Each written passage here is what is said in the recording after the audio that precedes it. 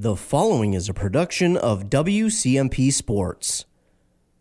It's time for high school basketball action here on WCMP. Tonight we'll see the Pine City Dragons battling the Hinckley-Finlayson Jaguars. Tip-off is coming your way shortly, but now we send it to the court for the pregame.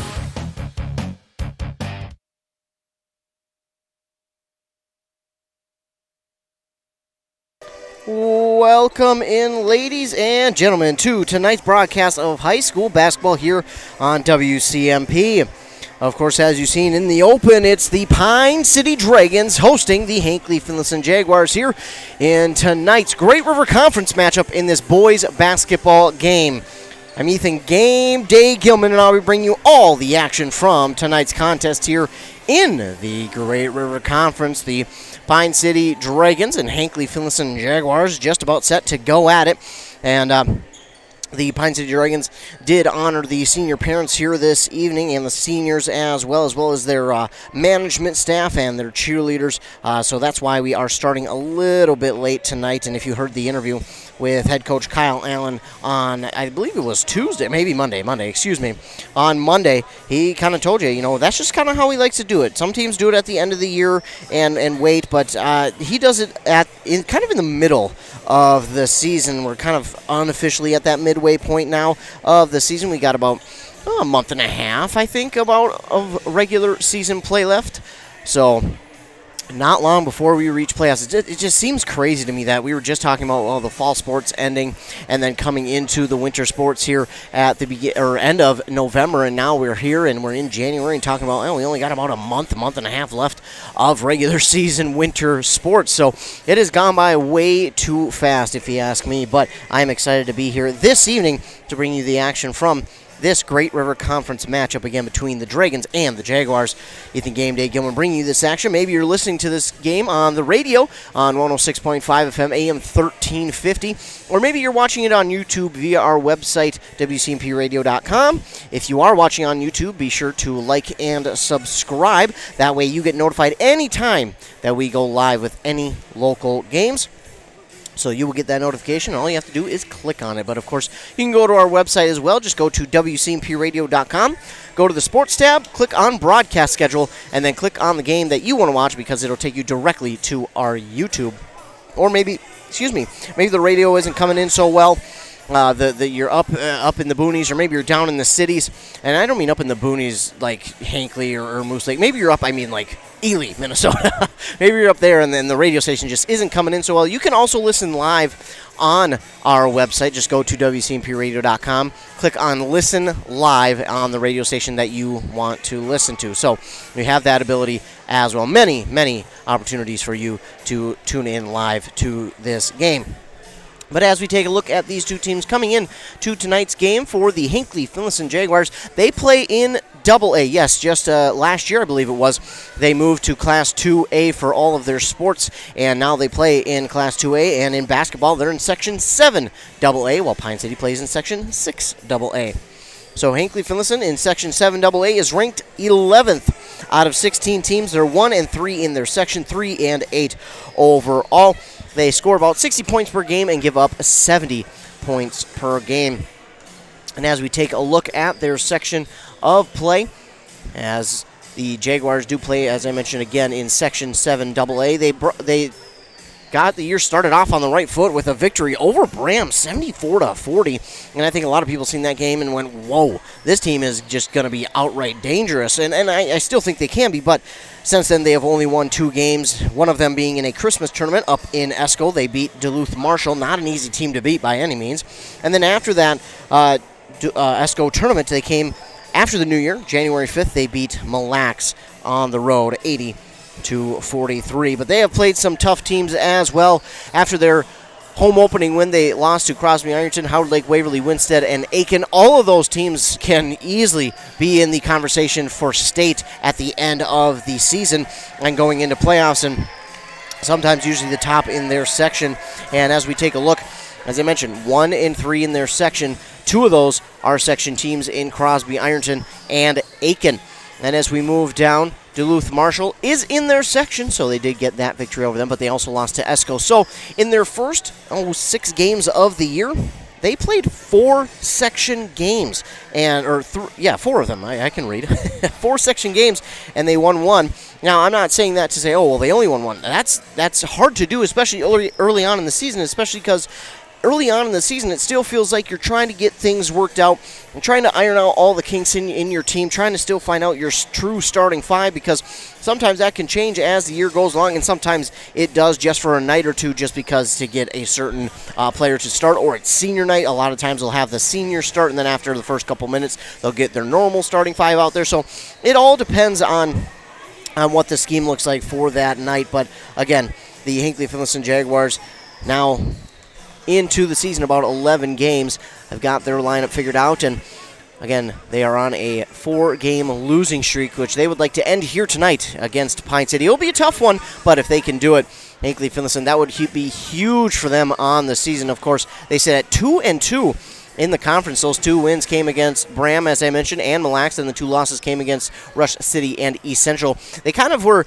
in a high-scoring affair against East Central at home last Friday, in which they lost by 5. It was an 86-81 loss for the Jaguars last Friday, but I think that just goes to show you this team can score the points when needed, and they just got to get things going their way, and they certainly did that night. I was able to call that game, Hinckley-Finlayson versus Bram, and man, Hinckley-Finlayson, they looked good, and if they can have a night like that tonight, there is no doubt in my mind that Hinckley-Finlayson can walk out of here with an upset.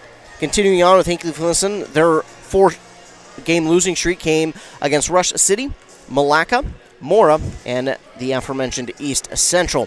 In those games, it's been a struggle for them to kind of creep past that 50 mark. They did against Rush City, and I was at that game as well down at Rush City High School, and the Tiger, man, Hinckley-Finlayson did have a lead in that one about midway through the first half, and it looked like, oh boy, Hinckley-Finlayson's going to come out of here with a victory. They're going to run the table here in the first half. They're going to come out in the second half and just have to hold on to the lead. That's all they're going to need to do. And unfortunately, Rush City, give the Tigers credit. They came back, scored a ton of points, led at half, and then they just walked out of there with the victory in the second half, because, again, all they had to do was hold on to the lead, and they just continued to pull away slowly but surely from the Jaguars. So the Jaguars certainly have the talent to get a victory here tonight and throughout the rest of the season.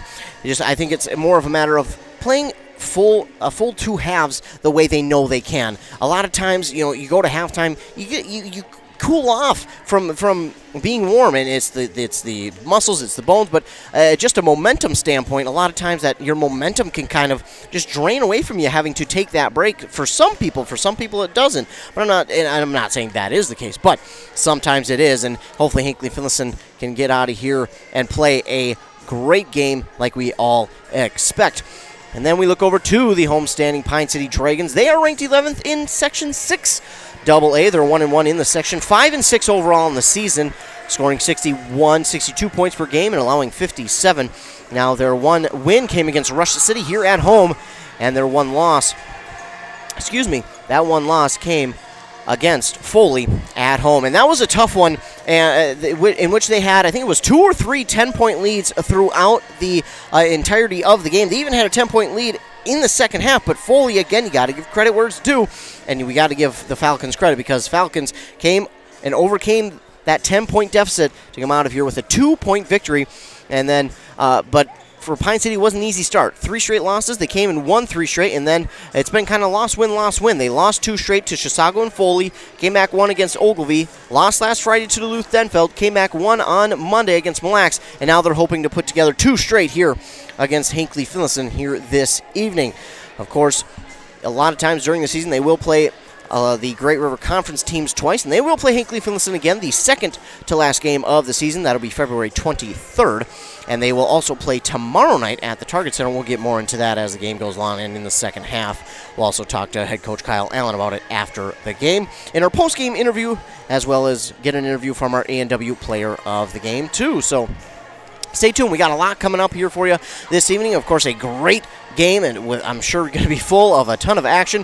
If I'm looking at both these teams, I think for Pine City, you got to do a good job with getting the rebounds on both sides of the court. A lot of times we see them not being able to crash the boards offensively as much as they would like, and when they're able to do that, they really get those second chance opportunities to come their way, and you can really start to see momentum shift. And also, I think defensively, they got to watch the fouls. Sometimes, and I'm not talking about the aggressive players like Haas and Sydney. I'm talking about the other guys. They got to play a little bit, I don't want to say careful, because you certainly don't want to play careful because that leads to way too many open shots, but they got to play I don't want to say less aggressive either, but they got to find a good balance between them, because you don't want to get those fouls to pile up early on, and that's unfortunately Pine City has struggled with that some this year, and they would like to prevent that from happening here this evening against Hinckley-Finlayson, who, if they get you into foul trouble, man, they can capitalize off that really, really well. For Hinckley-Finlayson, unfortunately, I haven't called a game for them in a while, so my memory's terrible anyway. So,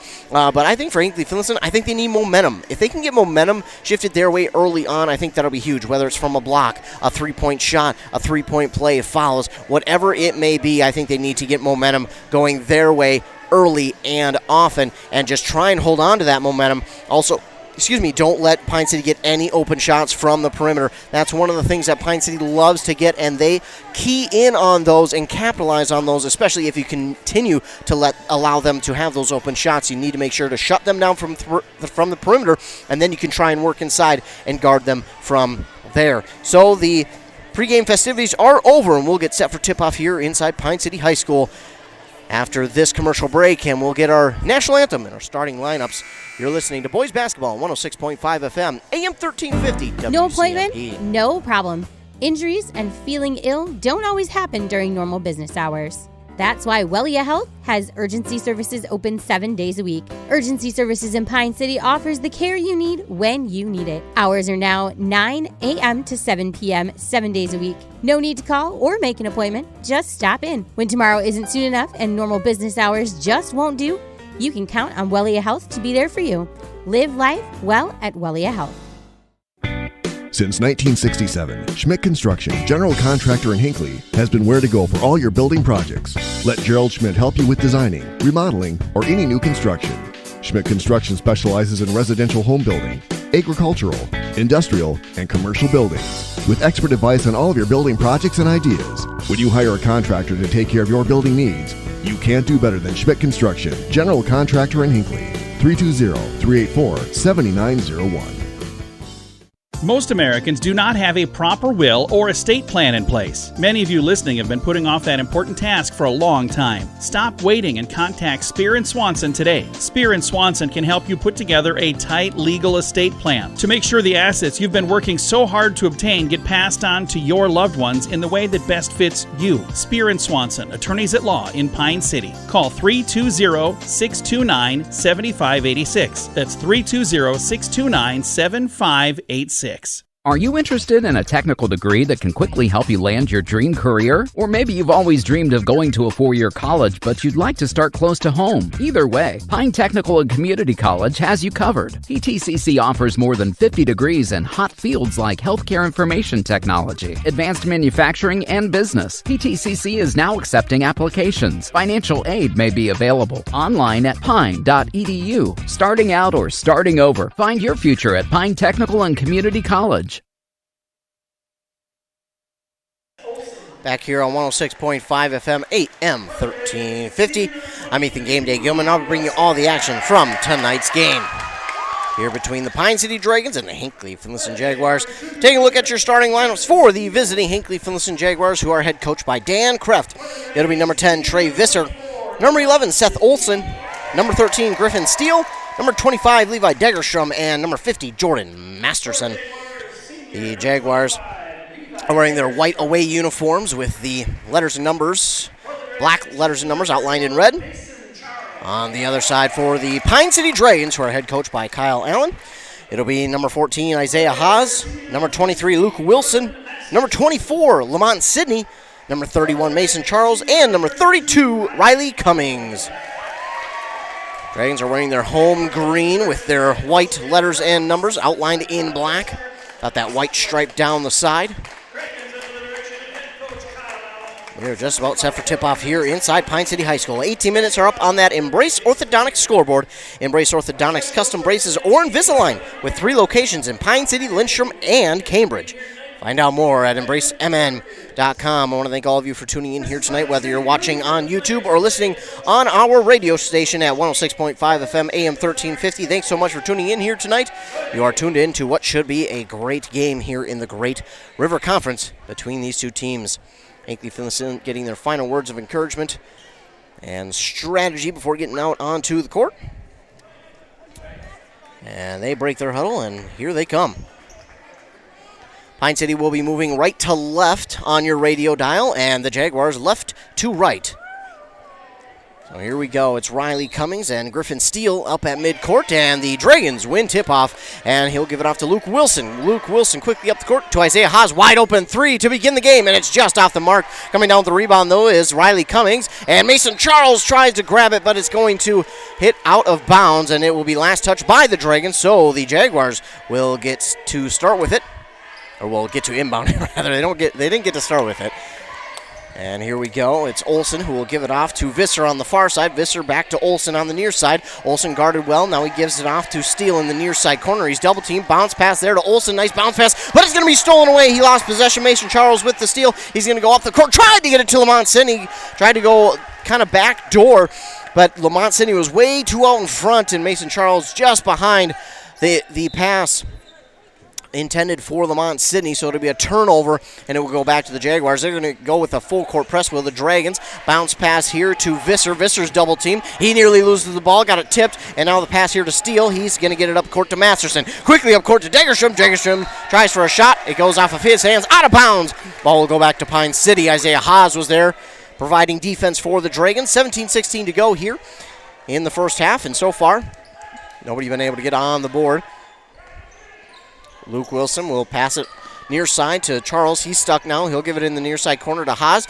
Now going underneath to Cummings, and that's going to be our first foul of the game. It'll be on the Jaguars' Jordan Masterson. His first and the team's first. 17:03 to go in the first half. A lot of firsts. Wilson will inbound to Haas. He wanted the 3. Instead, he'll pull it down, give it inside to Cummings. Now back out to Luke Wilson, the near side corner for 3. It's off the mark, and the Jaguars are going to come down with the rebound. Seth Olsen, and he's going to give it off here. No, he will not. He'll keep it. Now give it off to Travis on the near side for 3. That's no good. Riley Cummings brings it in. Wilson up the court. Nice Euro step back door, and he gets it up and in for 2 on the reverse layup from Luke Wilson. Taking it up is Seth Olsen. Seth Olsen double teamed. He gives it off to Degerstrom. Degerstrom now to Visser. Visser in the far side corner for Steele. Steele wanted the 3. Instead gives it to Masterson, who takes it to the basket. Puts it up and in for 2 off the backboard. And we're tied at 2 with under 16.5 to go. Luke Wilson up on the far side of the court. He's getting double teamed. He'll pass off to Charles. Charles in the near side corner to Haas. Haas getting double teamed, and that's going to be stolen away by Seth Olsen. He read that like a book, and now it's stolen right back by Luke Wilson, and that's going to be on the Jaguars. Turnovers galore here in the first half. Going to get the second team foul on the Jaguars, and that's going to go against Griffin Steele. And now Luke Wilson is at the line to shoot 2.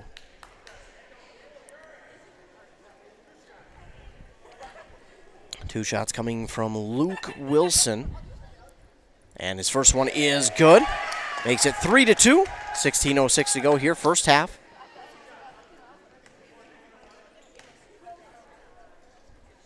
Wilson's second one is up and good as well. So he makes them both to make it 4-2.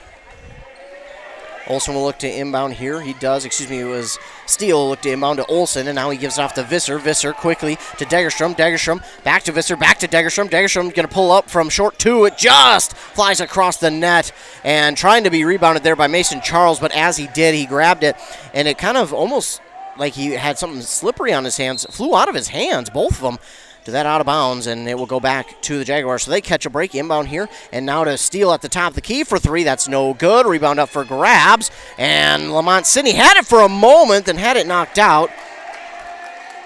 And it will go out of bounds off of Masterson, so the Dragons will get to inbound. It's Wilson. Wilson Brings it up the court to the near side. Goes to Isaiah Haas. It almost goes above him, but he brings it down. Now Sidney's going to try and drive to the basket. His shot is up, no good. Cummings with the rebound. He'll put it back up and in for two. Cummings is their rebound machine for the Dragons, and he makes it 6-2. Haas, tough defense there against Masterson, and now they're going to get a whistle. I believe that's going to be on Riley Cummings. So Cummings is the guilty Dragon. It's going to be his and the team's first foul. Steele will look to inbound. He'll go to Degerstrom. Back to Steele. Give it off to Masterson. He puts it up off the glass. In for two. Can't leave Masterson open like that. He's got a smooth stroke to his shot. Wilson nearly had it stolen away. He picks it back up, gives it to Haas, and Masterson working all over the court, going to be part of that steal, who gets it to Visser. Visser going to take it up the court on the near side, going to try and drive to the basket, guarded well by Isaiah Haas. He puts up a shot. It's no good, and Lamont Sidney going to come down with the rebound. Sidney will take it up the court quickly. He's got a lane. He shoots, and he's no good, but that's going to be a foul on the Jaguars, and Sidney's going to go to line to shoot two. Sidney moves so quickly, whether he's on offense or on defense. You better catch up, otherwise, well, I mean, there's almost no catching up if he gets the ball, because he is so good with the ball in his hands, and he is so aggressive on defense that you got to know where he is at all times. We get our first substitution of the evening for the Dragons. It'll be Aiden Austinson who checks in. By the way, Silas Lefebvre, the other side for the Jaguars.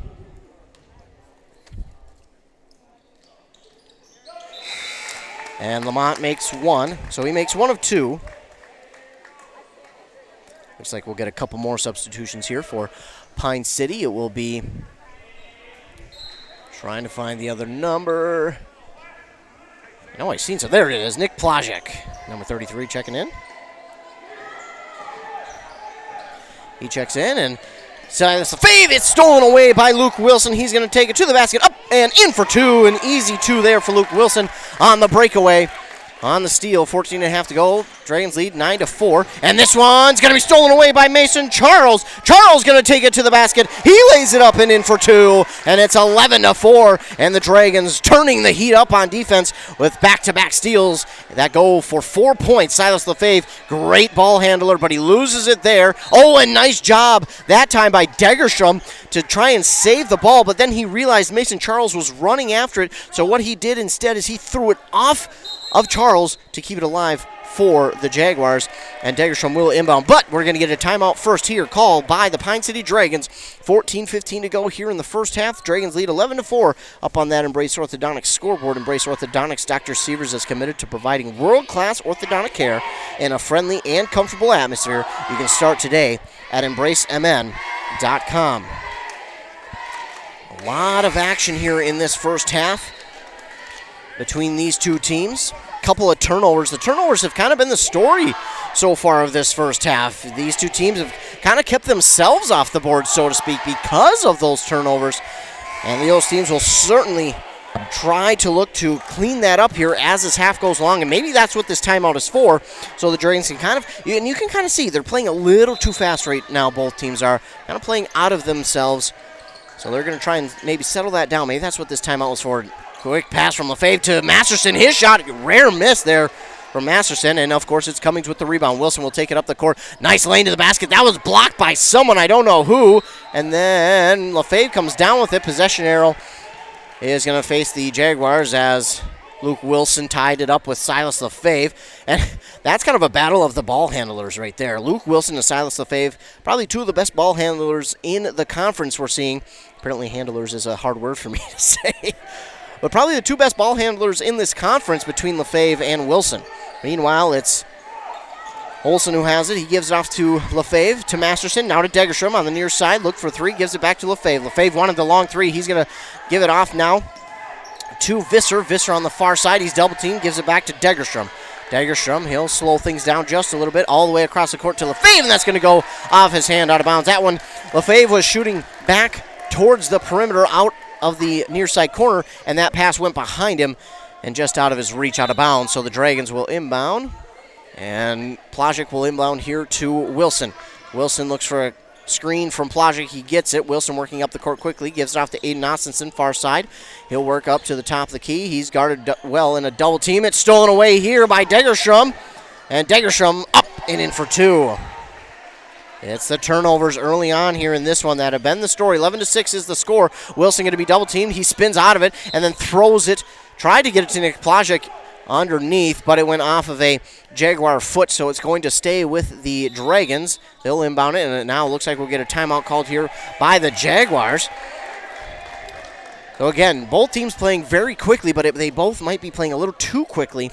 This is a Great River Conference matchup, and these two teams, they know each other pretty well because a lot of times they'll play each other in summer camps, or maybe they even have friends up there. I know Isaiah Haas, he plays baseball for the Hinckley Knights during the summer, so I'm sure he knows people up in the Hinckley area pretty well, and I'm sure he knows some of these guys out on the court on the other team pretty well as too. So just kind of interesting to see it all, especially in the conference, because you see each other a lot.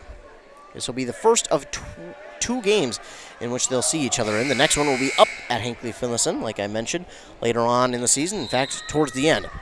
Luke Wilson will look to inbound here for the Dragons. Fakes one way, goes to Ostenson. He'll put up a shot for 3. That's off the mark. And rebound still up for grabs. It's going to be Visser who comes down with it, and he'll get it up the court here to Olsen. Olsen made a nice move to get the defender out of his shoes, but Olsen now drives. He got away with an absolute travel there. But he put it up and in for 2. Either way, a shot and a basket is good. Luke Wilson trying to use his ball handling skills to get this one in there. And Nick Plajic misses on his shot. Beautiful pass from Wilson. Rebounded by Visser quickly to Lefebvre. Lefebvre guarded by Cummings. And he'll go out now to Visser. And that's going to be out of bounds. Last touch by the Dragons. And Luke Wilson does not agree with the call there. But the referees say it's Jaguar ball. We got a couple more substitutions here. Ashton Seals checks in for the first time here tonight for the Dragons. Lefebvre will give it inside to Masterson, and he has been their key all night and now tries to give it to Visser, and Visser loses the handle on it. It goes out of bounds, and it will be Pine City ball. So great pass there from Lefebvre to Masterson in the paint, and then Masterson, they thought he was going to take the shot, but he did a nice job of getting it off to Visser real quick, but Visser couldn't hold on, and now it's back to the Dragons with an 11-8 lead, under 12.5 to go. Seals thought about 3 in that far side corner. He's now double-teamed, and they have struggled with that tonight. Visser going to get the steal. In fact, it was just pass right to him, so Lefebvre is going to get fouled there on that far side by Ashton Seals. It's been physical here so far to begin this game, and man, these two teams going at it. But again, one team's going to have to settle things down because it looks like you're just playing a little too fast right now. Lefebvre with the great ball handling skills. He'll float to the basket, put it up and in for 2. I mean, when he does that, there's almost no stopping him. I mean, my goodness. Wilson will give it off to Isaiah Haas, and Haas loses it. He'll get it back, get it to Luke Wilson, who spins off of 1, spins off of 2. He's double-teamed, almost triple-teamed now, and they got to figure out something because right now Hinckley-Finlayson doing a great job of just double-teaming everyone who handles the ball, and it's stolen away, and Visser again is near the ball, and Lefebvre easy up for 2. And all of a sudden, Jaguars have a 12-11 lead. Pine City cannot figure out what to do on offense right now, as the Jaguars are just kind of doubling everyone, as Isaiah Haas will take a 3, and that is drained from the perimeter from Isaiah Haas. Haas says, no, this is our lead. Quickly up the court to Masterson. He'll give it off now to Visser. Back to Masterson. It goes between his legs. He'll give it off now to Olsen for 3, and he answers the 3 with the 3 of his own. It's 15-14 now. Hinckley-Finlayson will not make it easy. Wilson to Seals to Sidney. Sidney going to try and spin inside. He wanted to go to Haas instead to Plajic. Now to Haas for 3. That's off the mark and rebounded there by Wilson. He goes for 3 himself. It's no good. Sidney with the rebound and puts it up and in for 2. 16-15 is the score. 10:40 to go, first half. Seth Olsen up the court, near side. He's just going to jack up a 3. Why not? You're left open, and no good. Isaiah Haas going to bring down the rebound. He takes up the court, gives it off to Luke Wilson. Luke Wilson back and forth movement, and is that going to go out of bounds, or are they going to say foul? Looks like they're going to say foul on the Jaguars. So Wilson will go to the line to shoot 2. That's going to be the first foul on Lefebvre, and the team's 4th. for the Jaguars. 10:28 to go, first half. Wilson's first one, good.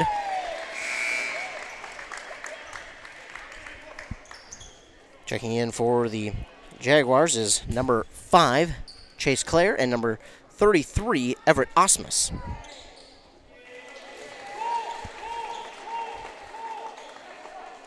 By the way, Luke Wilson made both of his free throw attempts to make it 18-15 with 10:20 to go and counting. And the Dragons will get the steal again. It's Luke Wilson. Takes it to the basket, gets it up and in for two. He was definitely fouled up there, but they're going to let it go because he got the basket to fall. And this pass is stolen away. It was intended for Degerstrom. Isaiah Haas noticed that it was going to no one. He puts up a shot that's no good. Luke Wilson going to get the rebound. That's no good. And still up for grabs. Luke Wilson will bring it down again. Tries the reverse layup. It's no good. And it's going to be rebounded this time by Silas Lefebvre. He'll take it up the court. No one around him. He gets that one to fall through. He is so smooth with his movements. It's just ridiculous sometimes. Smooth like butter. 20-17 is our score. Just under 10 minutes to go here in the first half. Hinckley-Finlayson will take their second timeout. They'll be left with 3 now in the game. This has been a fun one so far. Again, turnovers a huge talking point in this first half because both teams really haven't been able to hold on to the ball that well. And I get it. Both teams are trying to push the pace. This has been ridiculous, by the way. I cannot breathe. That is how fast this is going. I mean, it's not really impressive that I can't breathe because I'm out of shape anyways. But the pace that they're setting right now and the pace that they're going at is just impressive. I mean, there is no give on either side. And you can see Hinckley-Finlayson, they're staying right in it. Like I said, Hinckley-Finlayson, you keep momentum and you get a team into some foul trouble, it's going to be good. Of course, Pine City really isn't in foul trouble, but the fouls for Pine City right now coming just at inopportune times. And the rebounds on offense are not getting too many right now, and I think that's going to be huge. I think if they want to continue to build on this lead, they have to get those rebounds, second chance opportunities. Haas and Wilson will pass back and forth between themselves. Wilson going to shoot for 3, doesn't get the kind roll. And Sidney went up for the rebound. He had it, but it slipped out and it will go out of bounds. It will go back to Hinckley-Finlayson, 9:24 to go. 20-17, the lead for Pine City. Lefebvre, he'll give it off to Seth Olson on the far side. Olson trying to get around Seals, loses the ball but gets it back. He'll give it back to Lefebvre. They're going to have to be careful with that kind of pass because if they lob it up too much, you've got Sidney, you've got Wilson, you've got Haas and Cummings as well who just know how to go up and get those kind of passes. Meanwhile, we've got a foul on the court. That's going to be on Haas. But the shot was good as it went through from Everett Osmus. So Everett Osmus now has a chance for the 3-point play to tie this at 20. It has been just the pace in this one. I mean, my legs are burning and I'm only watching them. He's going to try and bounce this one off the backboard. It's no good, so Osmus will only get 2 there. Lamont Sidney going to come down with the rebound, and here come the Dragons. It's Aiden Austinson. He wanted to give it to Mason Charles, now to Lamont Sidney on the far side. Sidney trying to drive in, and he goes in. Got the shot to fall, and fouled, so he'll go to the line for the and one. He went up. He got fouled pretty hard as he went up for that shot. Going to be the 15th foul on Hinckley-Finlayson. That was Sidney, and they're going to get that one on Osmus. Everett Osmus with the foul, and the team's 5th. Sidney gets the kind roll, so it'll be the 3-point play for Lamont Sidney to make it 23-19, just under 9 minutes to go in the first half. Everett Osmus gets the pass. He's looking to take it up court. This ball is tipped, but it somehow gets to Degerstrom, and now back to Lefebvre. Lefebvre, a deep 3 off the mark, and Charles trying to hold on to the rebound. It's stuck on the court there, and Charles trying to come in from the out of bounds to get that, and still up for grabs. Silas Lefebvre gets it, gives it out to Degerstrom. His shot's no good. Now to Lamont Sidney for the rebound. Lamont's going to take it up the court here for the Dragons. Gives it back to Isaiah Haas. Haas all the way across court to Aiden Austinson for 3. That's just off the mark. And getting the rebound that time is Isaiah Haas. To Sidney. Sidney working one-on-one, trying to drive inside, gives it back to Charles. Charles gives it out to Haas. Haas now to Sidney. Sidney for 3, just off the mark. And Aiden Austinson will work to get the rebound there for the Dragons and trying to give it back to Riley Cummings. It's out of bounds. Last touch by the Dragons. And the Jaguars will get it back. 8:05 to go first half. Silas Lefebvre will take it. He'll give it off now to Trey Visser. Visser wanted to go back to Lefebvre. He will bounce pass. Lefebvre double team, gives it off to Degerstrom, now to Visser. Now over here to Chase Clare for three. It's no good. Lefebvre comes up with the rebound. He puts a shot up that is missed. He missed everything on that one, and it's rebounded by Aiden Austinson. Austinson will take it up the court, gives it off to Mason Charles for three. He's left open. Why not? That's good. Mason Charles for three. And again, if you're the Jaguars, you can't leave the Dragons open like this from the perimeter. They're going to capitalize on them. Lefebvre gives it to Degerstrom. Now to Visser on the far side there to Clare. Clare back to Lefebvre. Lefebvre wanted to go to Degerstrom. He will. Degerstrom on the near side elbow. Back to Lefebvre. Lefebvre gives it off to Clare. You're going to have to keep an eye on where Lefebvre is. They want to go to him a lot. And he's in the near side corner for three. No good. It misses everything, and Riley Cummings is right there. Watch it fall into his hands, right into the breadbasket. Aiden Austinson now has it on the far side, gives it off to Charles. Charles trying to drive inside, back out to Sidney for three. That's off the mark. And I think they're going to get Mason Charles here for a push. They will. It'll be his first and the team's fourth. They have him with 2 fouls. I don't think that's right. Really. Either way, the Jaguars have it back. Clare on the pass from Lefebvre. It's going to be stolen away as he tried to find Masterson. And how is that not a foul? So Lamont Sidney got the steal, and then he got tripped up. Even though it was incidental contact, it's still going to be called. And I don't think they called a foul on it. I think they just let it be incidental contact. I like that call. I like the fact they didn't call it a foul. It was incidental contact, but you do have to let it go one way. And they did. That shot no good from Austinson, rebounded by Cummings. Then it's put up and back in for two by Isaiah Haas. Quickly the other way come the Jaguars. Lefebvre looking to get something going, and it's going to be on the floor, still up for grabs. Ooh.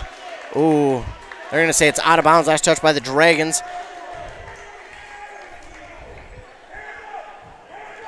And Coach Allen has a fun time with the referee there. Says, I tried to call it for you. He did not agree, and Clare will inbound to Lefebvre. Lefebvre going to be double teamed. He gives it off to Masterson. Masterson works through the defense. Oh, and almost came out, but it falls through. Jordan Masterson is kind of the secret weapon right now for the Jaguars. He is really good inside the paint. Austinson nearly had it stolen away. Going to have it tied up, possession favoring the Dragons. 6:03 to go here in the first half on that Embrace Orthodontics scoreboard. Embrace Orthodontics, helping you find a smile you'll embrace forever. Find out more at embracemn.com. I got ahead of myself that time. Couple substitutions is now Charlie Osmus checks into the game for the first time here for Pine City. He'll give it off now to Seals, back to Wilson. Wilson in a double team, spins out of it. Gives it off underneath to Cummings, back outside to Osmus for three. That's off the mark. And Visser's going to come up with the rebound that time for the Jaguars. He takes it up the court on the far side, now to Olsen, Olsen, shot no good. Lefebvre with the rebound coming out of thin air to Clare. Now to Olsen for three. It's off the mark. And not going to get the rebound out of the Dragons. Instead, it's Lefebvre. Back to Olsen on the near side for three, and he drains it. Oh, boy. Dragons have their hands full here this evening as the Jaguars trying to go toe-to-toe with them with their threes. Oh, how can you call that a travel? That's definitely a foul on Olsen. Olsen grabbed Sidney around the waist. Almost like they were going for a slow dance and turned him. That's a foul 10 out of 10 times, and they're going to call Sidney for a travel on that one. Interesting. I respectfully disagree. Lefebvre, he'll give it back now to Visser. Visser gives it off on the far side to Olsen. Olsen makes the defender miss. And Cummings with the block! Cummings just kind of stuck his arm out there and had his hand on the ball and said, no. It didn't even look like Cummings was trying. He just kind of put his hand out there, got on the ball, and he just held it there. Back out to Olsen. Olsen, he wants that three, and he'll take it. He stumbles, but he gets it to Visser. Visser on the near side, bounce pass to Clare. Clare goes top of the key to Olsen. Olsen to Lefebvre. Lefebvre, long three. It's going to come up short. And Ashton Seals is going to come down with the rebound for Pine City. Quickly up the court to Luke Wilson. Goes through a double team. That's going to be a travel. They didn't call that one on the Jaguars earlier, and then they call it here. Now, to be fair, they kind of got a better look at it that time, but 28-24, under 5 minutes to go. Lefebvre bounce pass to Visser. Visser trying to get it to the front court. He does. Bounce pass there to Claire. It's going to, I don't know. I think you got to let him play through that. Ashton Seals with his second, team's fifth. Get a substitution. Degerstrom will check in for Claire on the Jaguars side. 28-24. Dragons do lead by 4, but man, Jaguars giving it all they can to the Dragons. Bounce pass to Jordan Masterson, gives it off to Olsen on the far side. Now to Degerstrom, and yeah, that's, my goodness. It bounced off the side of the rim and then bounced through for 3. 28-27 now. Wilson, double team, gives it off to Cummings. Now to Osmus. Osmus goes inside to Lamont Sidney, and great passing there by the Dragons to get Sidney open inside for 2. 30-27 now, the Dragons with the lead with 4 minutes to go. Inside to Masterson, it's stolen away by Lamont Sidney. Lamont Sidney working it up the court, and he gets bumped. They're going to say ball. Man, these have been close. I don't know how they're calling these tonight. It's been so close both ways. I would not want to be a referee here tonight. It has been so fun. Wilson will inbound to Sidney, who takes his time with the 3. It's off the mark. Osmus will be right there for the rebound to put it back up and in for 2. Osmus just kind of waited, lulled the defense to sleep, and then ran underneath, got the rebound. 32-27. This pass is tipped. It's going to go out of bounds. Last touch by the Jaguars. That was intended for Seth Olsen. Olsen had to go off of his right hand, the front hand we'll call it. And out of bounds, 3:41 to go. Now if the Dragons kind of want to get themselves some momentum and separate a little bit, this will be a key time to do it right at the end of the half. Wilson works it up the court, gives it off to Osmus near side. He'll give it inside to Cummings. Cummings wants to go back outside to Luke Wilson on the far side for 3. It's just off the mark. And Seth Olsen going to come down with the rebound. Here we go. Up the court come the Jaguars. It's Silas Lefebvre. Lefebvre, an easy 2. I mean, Lefebvre is just so smooth with his movements. There's almost no stopping him when he's got an opportunity like that. Osmus, Charlie Osmus has it go off of his hands. He corralled it back, threw it off of a defender, a Jaguar defender, so the Dragons will hold on to it. Isaiah Haas and Mason Charles will check in for Sidney and Seals. Osmus will give it in to Mason Charles. He'll bounce pass to Luke Wilson, all the way across court to Isaiah Haas. Tried to go inside to Cummings, but it will roll to Luke Wilson. Now to Charlie Osmus for 3. It's no good.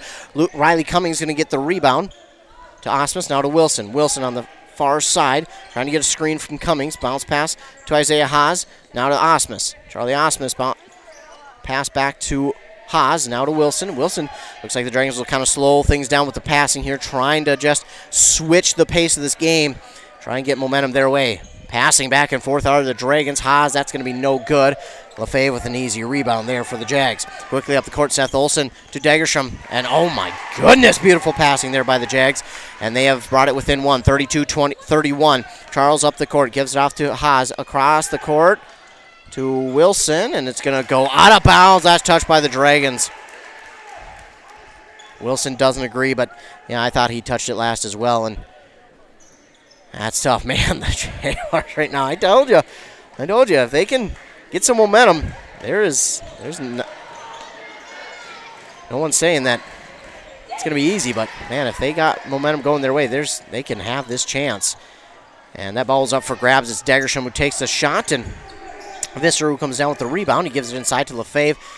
The body control from Lefebvre is just ridiculous. It should be illegal. He'll give his team a 1-point lead, 33-32.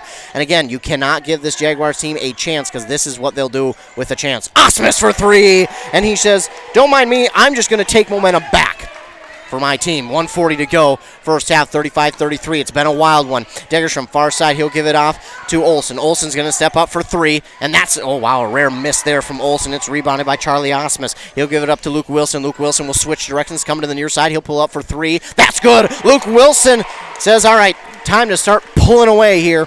And he pulls up from 3, gets it to fall 38-33 with under a minute and a half to go. Degerstrom, bounce pass here to Lefebvre. Lefebvre going to use that body control, but he has to give it off to Degerstrom. Degerstrom Had it lost and then pulls it away. Goes back to, Cummings with an emphatic block, but they're going to get the Dragons for a foul. Respectfully disagree again. 38-33, either way, Degerstrom is at the line to shoot 2 now for Hinckley-Finlayson.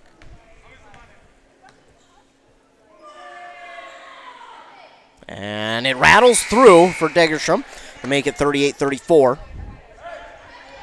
Haas will check out. Sidney comes in for him.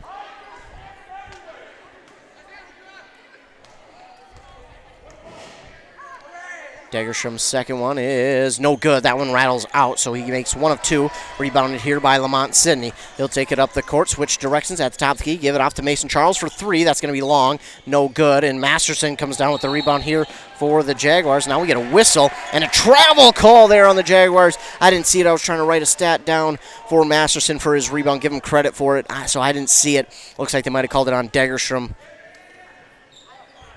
So the Dragons will catch a huge break there as they lead 38-34. I wouldn't be surprised if the Dragons try and take as much clock as they can off and get the last second shot. Well, Wilson's saying no. He wanted to go for one there. Instead, he'll give it off to Mason Charles. Charles works inside, gives it off. Riley Cummings on the far side, now to Lamont Sidney.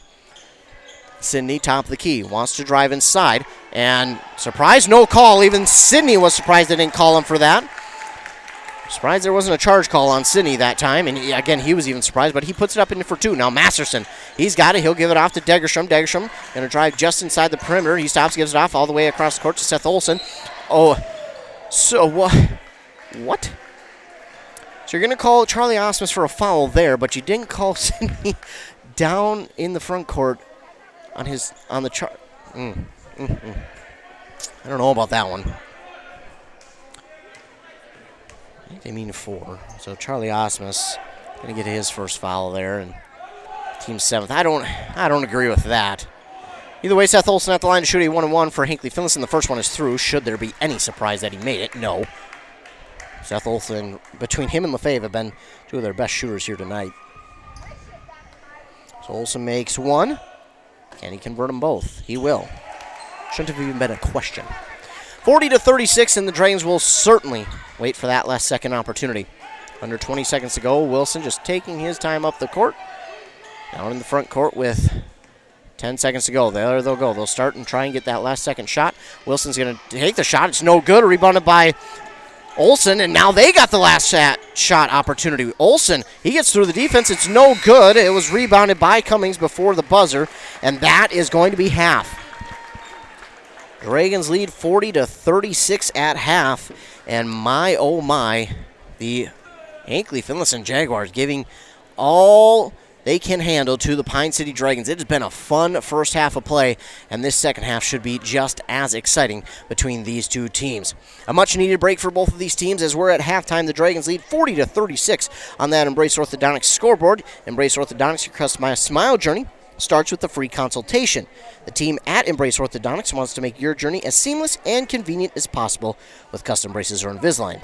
They will also do all the insurance heavy lifting for you. And if you don't have insurance, you can ask about financing options. They will find a plan to fit your budget at EmbraceMN.com. Dragons lead at halftime over the Jaguars 40-36. We'll take commercial break. When we come back, I'll recap the first half, kind of give you my keys to the game for both of these teams and what I think they need to do to get the victory here this evening. You're listening to Boys Basketball on 106.5 FM AM 1350 and WCMP Radio. It's time to start pushing snow. Sorry, just the messenger. Thankfully, Minnesota Equipment in Isanti has affordable machines to do the heavy lifting. Any size property. Toro and Aaron's walk behind snow blowers. Oh, you got land, huh? How about John Deere lawn and garden tractors? Or a compact utility tractor? Minnesota Equipment has them in stock. Snow removal doesn't have to be backbreaking. Not if you get into Minnesota Equipment. Highway 65 in Isanti. Or visit MinnesotaEquipment.com.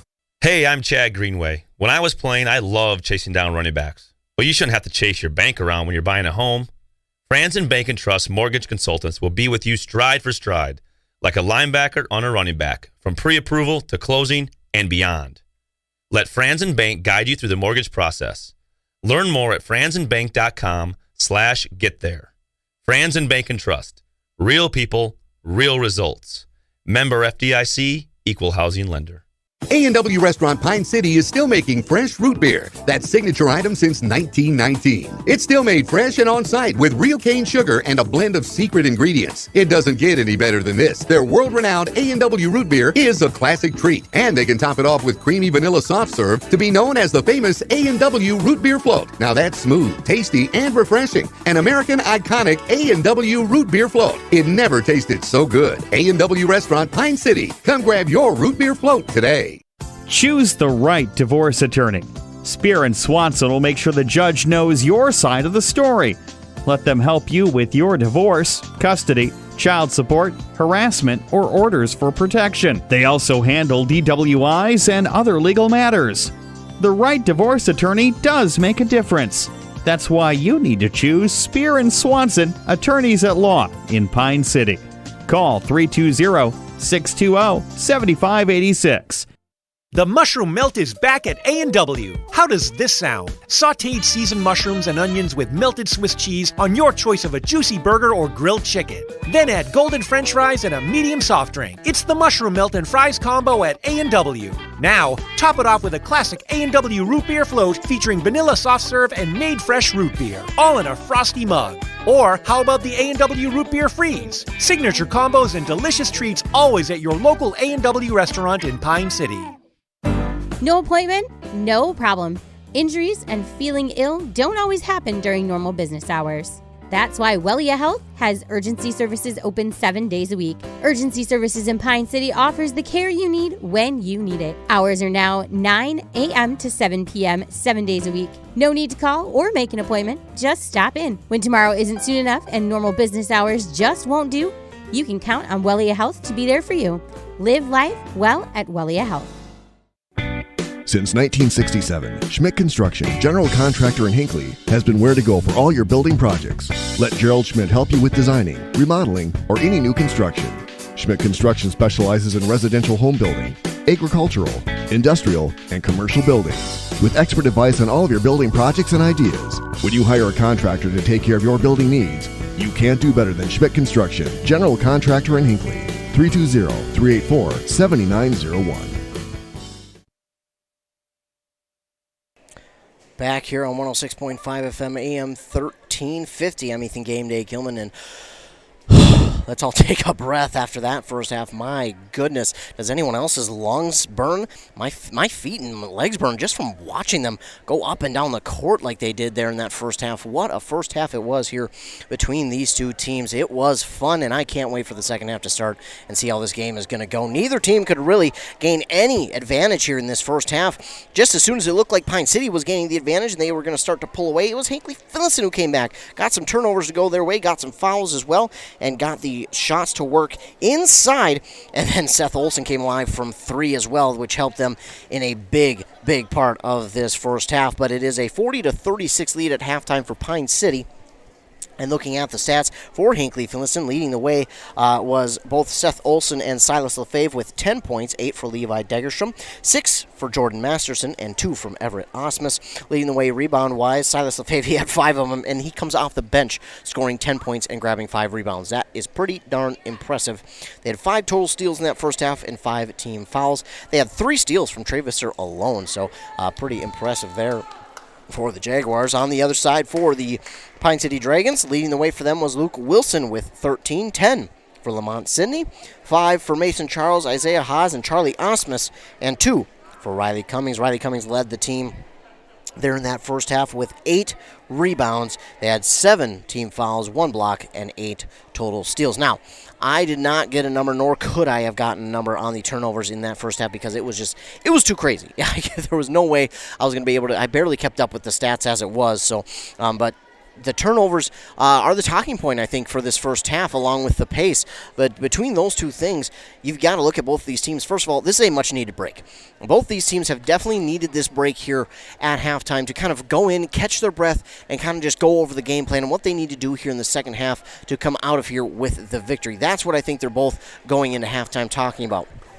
Turnovers, a huge part of this game. Pine City looked to be kind of pulling away there in the first half early on, but then they had a bunch of turnovers that the Jaguars were able to capitalize off of And Jaguars started to pull things their way. So if I'm Pine City right now, I'm saying, hey, we got to hold on to the ball better. We cannot be turning the ball over as much as we have. We have to be being smart with the ball and holding on to the ball. Another thing I'm looking at for the Dragons here in the second half, rebounds. They got to do a better job of getting the rebounds on both sides of the court, defensively and offensively. If you grab the rebounds in the offensive zone, I think you are going to see this game kind of start to, I don't want to say heavily lean their way, but it's going to start to lean their way a little bit more and more as the game goes along if they're able to start to grab more and more offensive rebounds and grab those second chance opportunities for them, because we've seen the Jaguars' transition offense has just been ridiculous.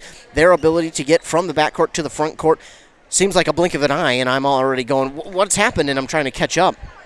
So for me, you have to get those second chance opportunities, and even if you don't score, as long as you're getting a foul or making them inbound, you have to do that, because right now I think the Jaguars are just a step ahead of the Dragons with their team speed, and that is a huge advantage that Hinckley-Finlayson is holding on to going into this second half, because as I mentioned, their transition offense from getting a rebound and going to the front court and going and setting things up for their offense has just been so huge, and it's been a key for that Jaguars offense, and that's kind of one of the keys that I have for the Jaguars as I'm talking about Pine City needing to grab more rebounds and being careful with the ball and not creating more or not turning the ball over.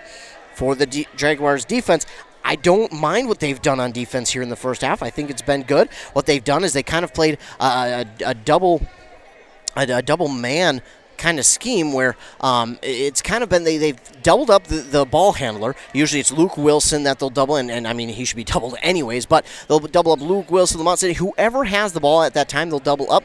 Now, we've seen what can be bad from that is, the Dragons, they'll get someone doubled up, they'll pass it one more time, and then pass it inside, and they'll have someone open underneath the basket, and that's been kind of the bad thing from playing this double team here this evening for Hinckley-Finlayson. But we've seen the effects that it can have. We've seen that the Jaguars have been able to, one, create turnovers off of it, two, they've been able to make Pine City kind of force their shots, and Pine City has taken some poor shots from being in that double team, and that has led to either rebounds for the defense or a ball going out of bounds and the Jaguars getting it anyway. So, for Hinckley-Finlayson, I think you need to keep up that pressure, but just be careful not to allow anyone open underneath. And the guys you don't want to allow open on the perimeter, of course, Luke Wilson, Lamont City, but every one of these Dragons players knows how to shoot from three, so you got to be careful who you let open, because they are going to shoot from three and they're going to get it to fall.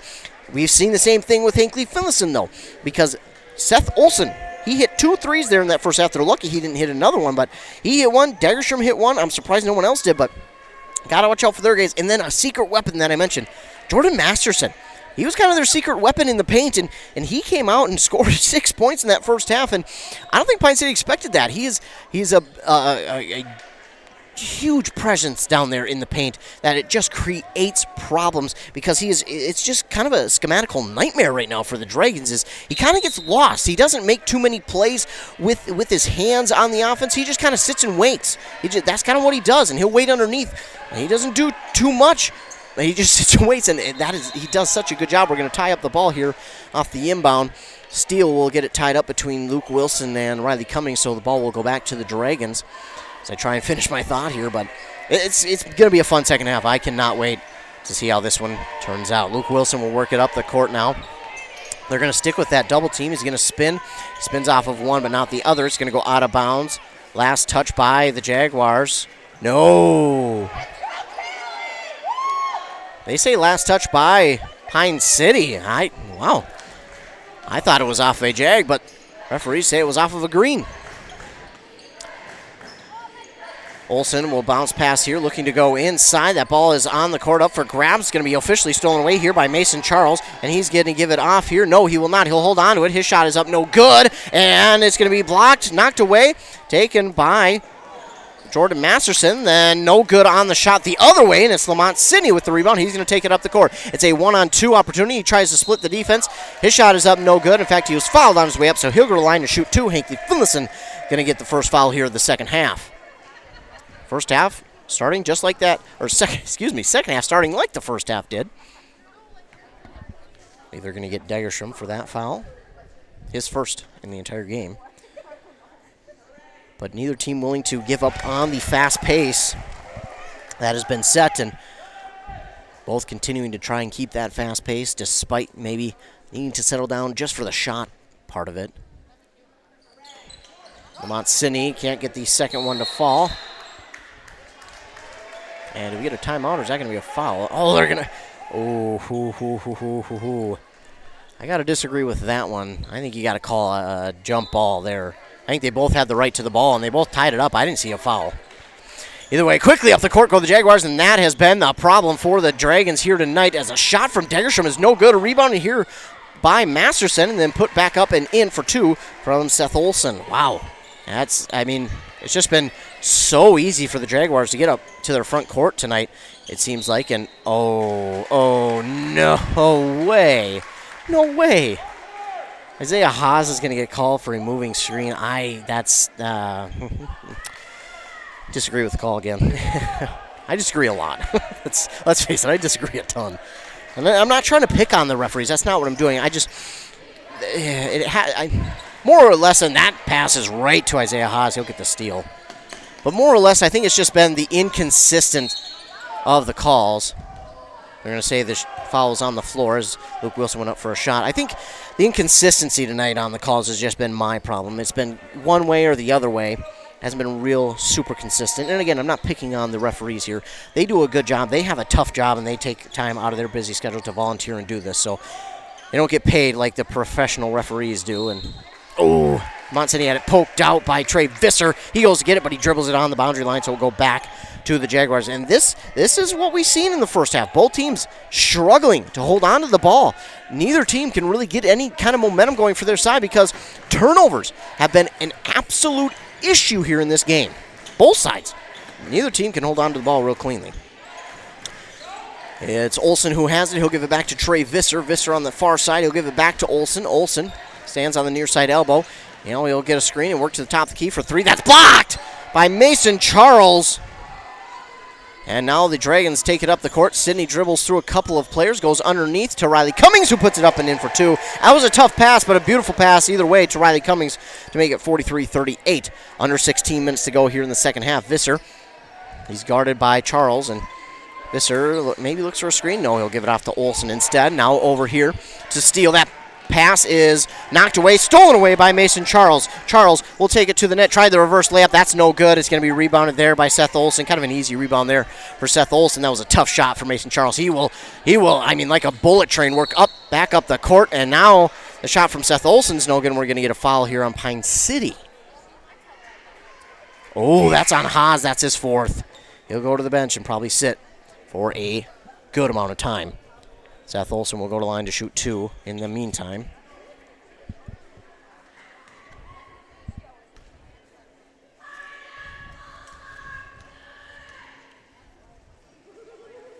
Olson is good on the first. Really no surprise. Isaiah Haas will check in for him is Plashek. Also checking in is Austinson in for Lamont Sidney. Seth Olson. No good on his second. A rare miss there. And it's rebounded here by Mason Charles. Gives it off to Luke Wilson. Luke Wilson, near side, gives it off to Aiden Austinson. He'll drive it just inside. He wants to go back to Wilson. He does. He's left open for three. It's no good. And Jordan Masterson right there. He does a good job of boxing out. Gets the rebound quickly up the court to Griffin Steele. He wanted to go back to Olson, but he'll give it off to Masterson. And now he'll go to Degerstrom, and Degerstrom traveled. And that was pretty close, but yeah, he took that step.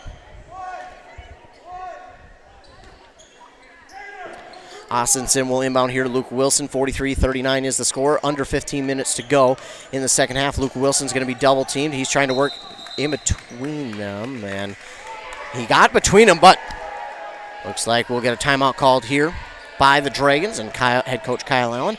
14:55 is the score here in the second half. 14:55 is the time here with 43-39 the score in favor of the Dragons on that Embrace Orthodontics scoreboard. Embrace Orthodontics, custom braces or Invisalign with 3 locations in Pine City, Lindstrom, and Cambridge.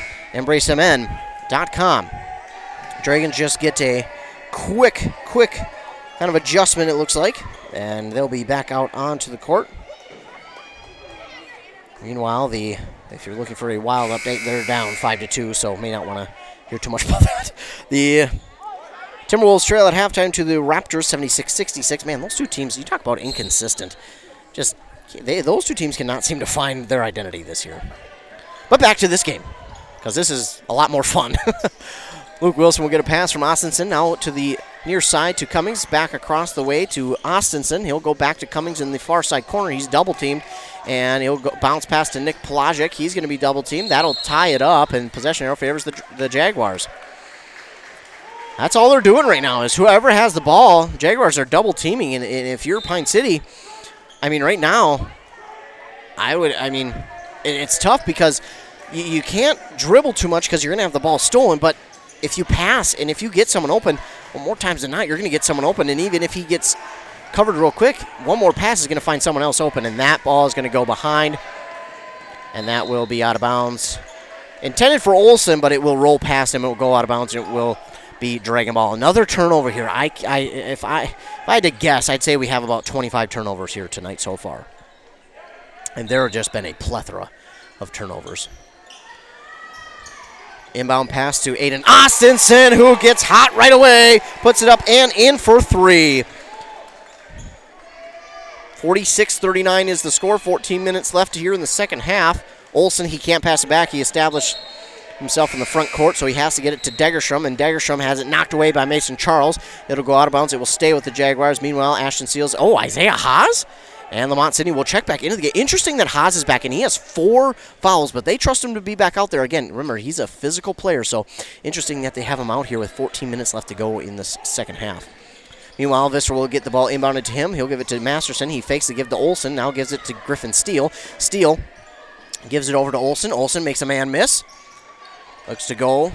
Pass it off to someone. It misses who he wanted initially, then gets to Griffin Steele, and Olsen will get the rebound off the Steele miss, and he'll give it back to Steele, puts it up and in for 2. Again, the passing and the second chance opportunities there for the Jaguars have been a huge key in this game. Wilson and Seals will pass it between themselves, and Wilson will pass back to Seals. Now in the far side corner to Sidney, to Haas, to Wilson, a long 3. That's just off the mark. Isaiah Haas is going to come down with the rebound. He gives it off to Luke Wilson. Haas falls to the court. He's back up, though. He wanted to go to Haas, did Wilson, but he'll give it off to Seals on that far side. Seals, he'll give it off to Lamont Sidney on the far side. Now trying to go inside to Pelagic. Pelagic back outside to Wilson. Now to Haas for 3 in the near side corner. That's just off the mark, no good. Seth Olsen going to bring in the rebound for the Jaguars. He'll get it up the court quickly to Degerstrom, and his shot is up and in for 2. Just a great job there by Degerstrom to await the jump from Lamont Sidney, because Sidney was waiting to tower over top of him and slap it away, but he did a great job of just being patient and waited for that one to come down. And Ashton Seals, he's double team, but he'll get it to Luke Wilson. Now to Haas. Haas back to Wilson. And again, they're just double teaming the ball handler right now. Seals gets the pass. He'll go inside to Pelagic. Pelagic trying to drive inside. Gives it out to Luke Wilson. Luke Wilson trying to find himself open for 3. Spins around. Gives it off to Isaiah Haas. Haas goes inside to Pelagic. Pelagic back outside to Haas. Now to Wilson for 3. That's off the mark and no good. And Jordan Masterson, I don't know why they don't just have him sit under the basket and wait for the rebound, because he has just been... there's no one can get around him for a rebound. Olsen will have it. He spins inside. His shot is up. His shot is no good. Rebounded there by Isaiah Haas. Olsen a little slow to get up, but he is up, thankfully. Wilson will drive to the basket. He'll put it up and in for 2. This second half might be more of a grind than we'll see scoring. We've seen a lot of scoring there in that first half, but this second half might be more of a grind for both of these teams than it will be a scoring affair. Under 12 minutes to go, Visser has it top of the key. His pass is tipped. It was stolen away for a moment, but not enough for a steal. He gives it off to Masterson. Now to Steele, back to Degerstrom. Degerstrom back to Steele in the far side, near side corner, Steele looking, gives it inside to Degerstrom, and Degerstrom, he looks, he'll go for the reverse layup. Hits up and good for Degerstrom. 48-45, 3-point game. The deficit for the Jaguars, and Seals will give it off to Wilson. Wilson on the far side to Lamont Sidney. He wants to get things going, and that shot is up no good, but it looks like Sidney got fouled on that far side, and he'll go to the line to shoot 3. And that's going to be on Masterson, his second. Team's third. So Sidney at the line to shoot 3. That was going to come up short. And the release, you could just tell it was going to come up short. But for the Jaguars, they're going to have Everett Osmus and Lefebvre come back in, and oh boy. Sydney, his second one on, oh, no good. Sydney usually pretty good from the free throw line. No good on the first two.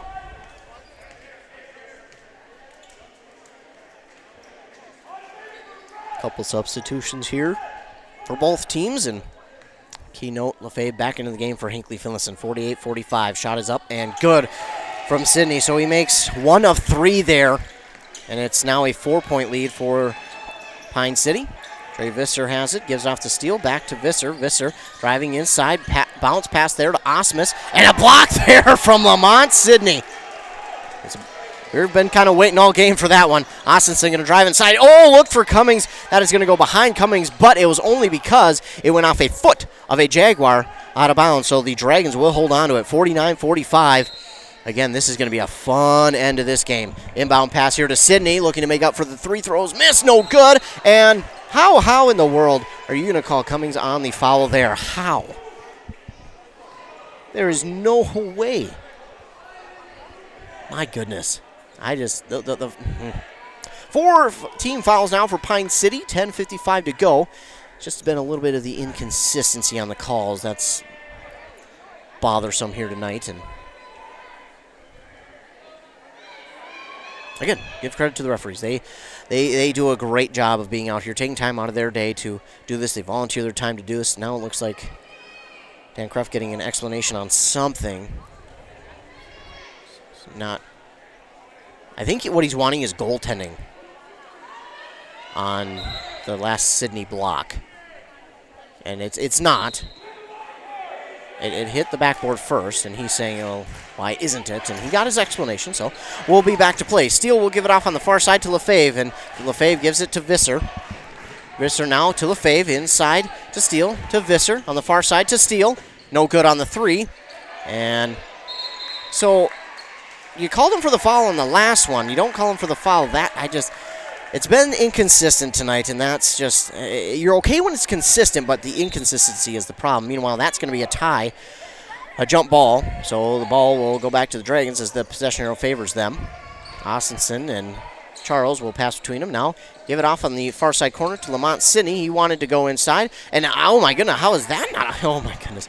Lamont Sidney goes down to the court. He's asking why is that not a foul? And meanwhile, Silas LaFave goes the other way, looks, and wow. The movement by LaFave. I don't know how he didn't get it to fall. Unfortunately, he doesn't. It's rebounded by Mason Charles, and he'll get the ball back from Austinson. Austinson will get the pass back from Charles, and Austinson, that shot is well off the mark, and Jaguars will just wisely watch it go out of bounds as they will get it back. Ashton Seals, Luke Wilson, Charlie Osmus check into the game for Aiden Austinson, Mason Charles, and Isaiah Haas. Isaiah Haas, by the way, had 4 fouls going, and he will still have 4 as he comes to the bench for a rest. Looks like Chase Clare will come in for Trey Visser. And inbound goes to LaFave, and again, he's one of the guys to watch too. He came in off the bench and scored 10 points. Ashton Seals, or excuse me, not Seals, that is my bad. That is Seth, oh, they're going to get him for a charge. Interesting. Okay. Again, I just struggle with the calls here a little bit tonight. Just some of the inconsistencies. They didn't get Sydney for a charge earlier, which was a little bit stronger than that. Then they get him for that there. Oh, and then the pass here is tipped. Seth Olson going to get the steal, but Ashton Seals will get the steal back for Pine City. So both number 11s in on a steal there, and Pine City has it back. Charlie Osmus for 3. Can he get things going? No. And it's Olsen with the rebound. Quickly down to LaFave. Blocked it. Oh, no way. No way. Went off the backboard. No. Gonna count the points.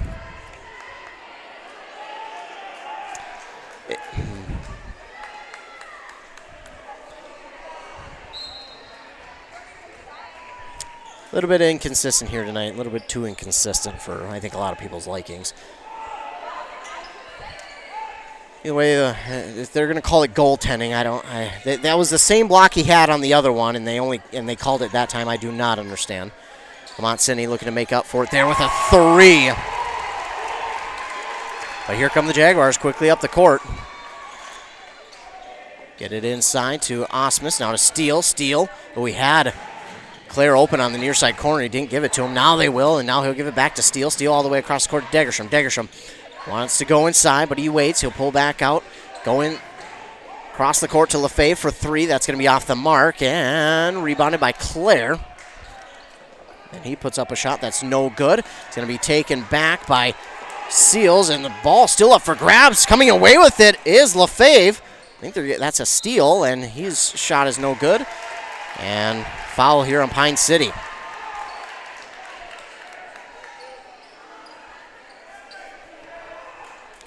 Gonna get that on Cummings, his third. I have my fouls wrong. I had him with 3 already. So his third. I am just off on one. Lefebvre is good on the first. Really no surprise when he shoots the ball, especially with at the free throw line. He makes the most of them.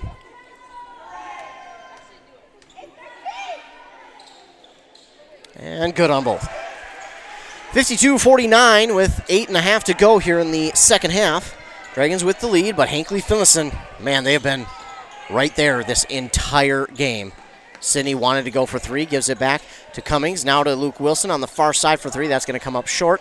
And Pine City right now, and that's going to, oh my goodness. That went off of Osmus out of bounds, but they say went off a Dragon. So the Jaguars catch a break, to say the least. Quickly up the court they come, though. I mean, they are so quickly up the court. They waste no time. Lefebvre will pass off now to Claire. Claire will give it off to Steele. Steele wanted to go inside. Instead, he'll give it back out to Lefebvre. Under 8 to go. Lefebvre going to try and drive inside. He puts up a little floater. It's no good. And another charge call here. I just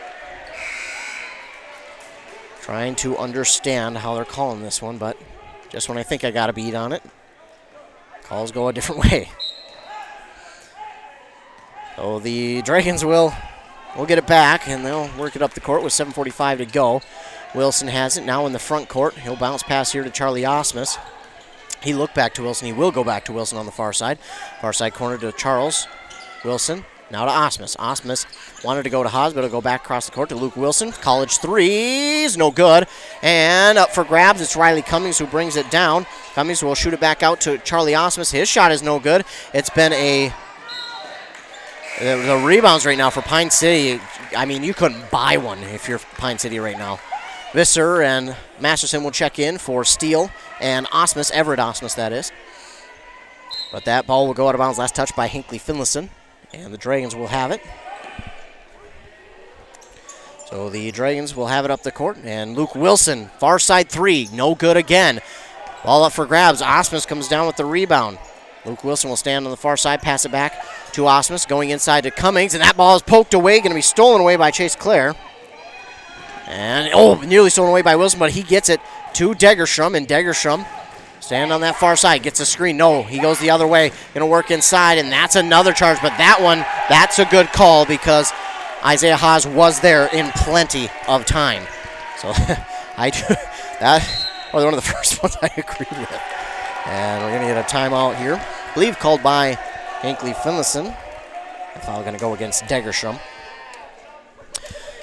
52-49 is the score here in this second half. And as I mentioned, I think this second half is going to be more of a grinding second half than it is more point scoring. So, and it's kind of been that way so far. Pine City went to the half with a 40-36 lead. They hold a 52-49 lead. So there have been points scored, but I don't think as many as we thought there would be.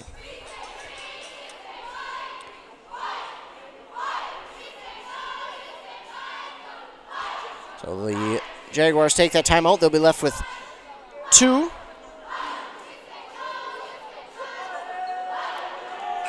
Left in this second half.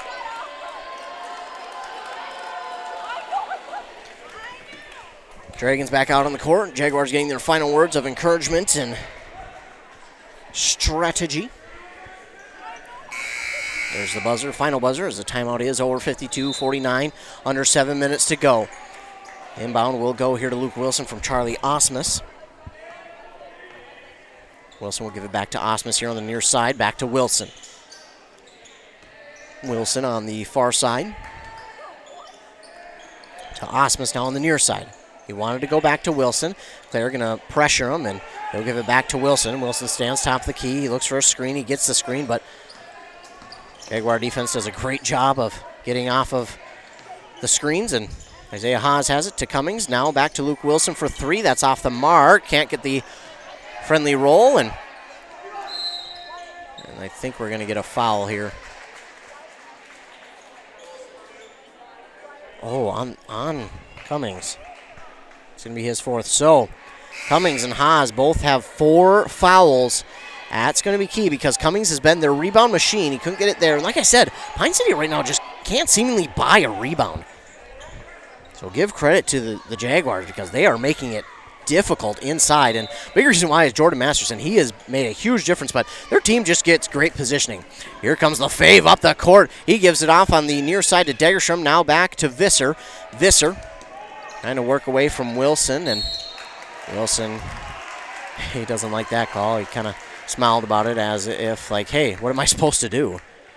And that's going to be his first and their team's 7th. So Hinckley-Finlayson will go to line to shoot a 1-1.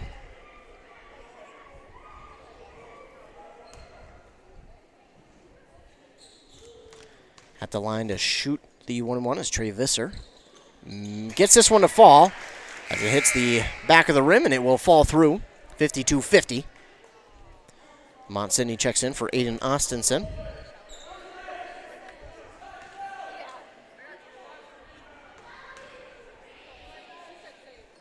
Visser, no good on the second. So he made 1 of 2, and Luke Wilson comes up with the rebound. Excuse me, actually, I think that was Riley Cummings. Wilson will give it off to Charles, back to Wilson. They're struggling from the perimeter right now, are the Dragons, and they got to get something going. Isaiah Haas will pull up from college 3, and he gets it to fall. Absolutely drained it.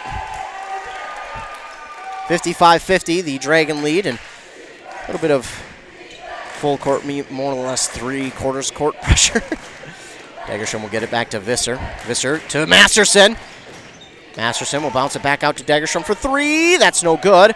And this one will be a rebound there for Isaiah Haas. Quickly up the court to Luke Wilson, who gets it up and in for 2. Great job there just to let the defender go by. Put it back up in for 2, 57-50. Quickly up the court. Here come the Jaguars. Oh, my goodness. Oh, my goodness. LaFave's okay. That looked like a nasty slip. I was worried about an ankle there. That looked nasty.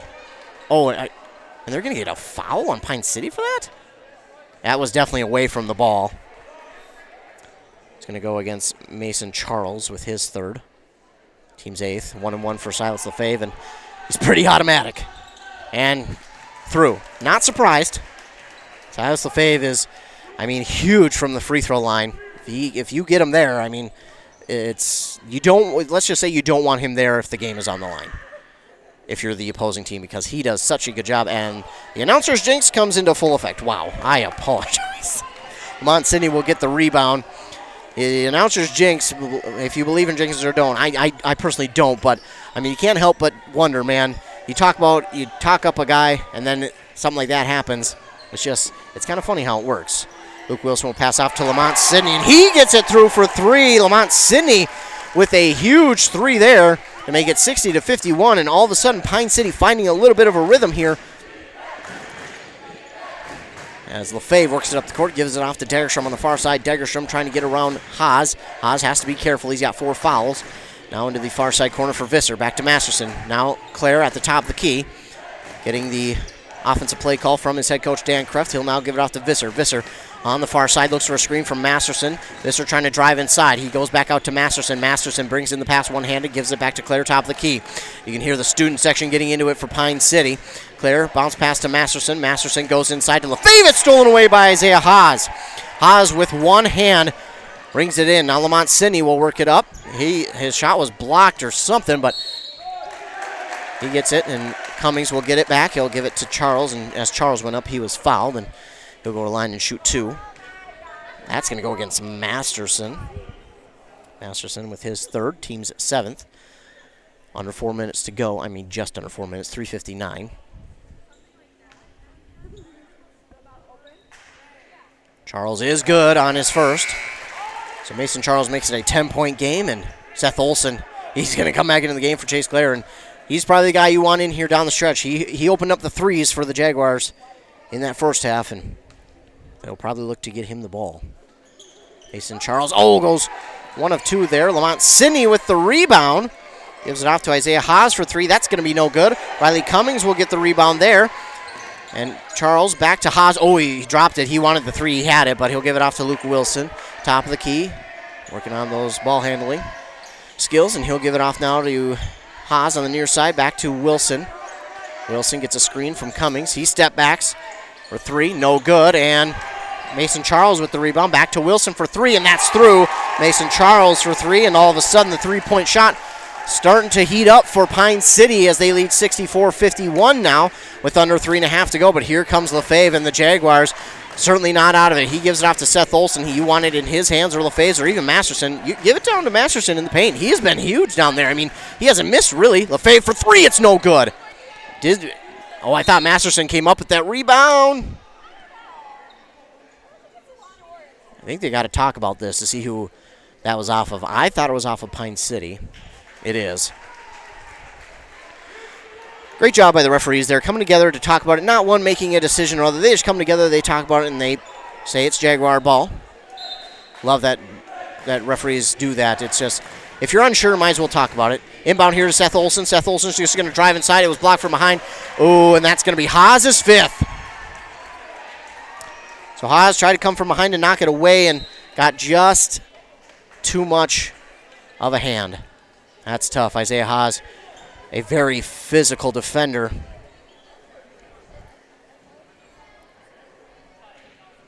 Haas not going to be happy about having to check out here, and I agree. A couple of fouls have been called here tonight. Have not been either way. Aiden Austinson will check in for him, so Haas will unfortunately have to sit on the sidelines for the duration of the half as Seth Olson is at the line. I don't know if they called this on the floor or not. They did. So Seth Olson will shoot 1 and 1. His shot is up, no good. Rebounded there by Mason Charles. And Seth Olson will foul Luke Wilson, and Seth Olson saying, hey, he kind of locked up my arm. He kind of locked in my elbow there, and I can't say I disagree. I think he might have a point. I think Luke Wilson was just as much at fault as Olson was. Either way, Luke Wilson at the line to shoot a 1 and 1. The first one is up and good to make it 65-51. And now he'll shoot his second. And he makes them both.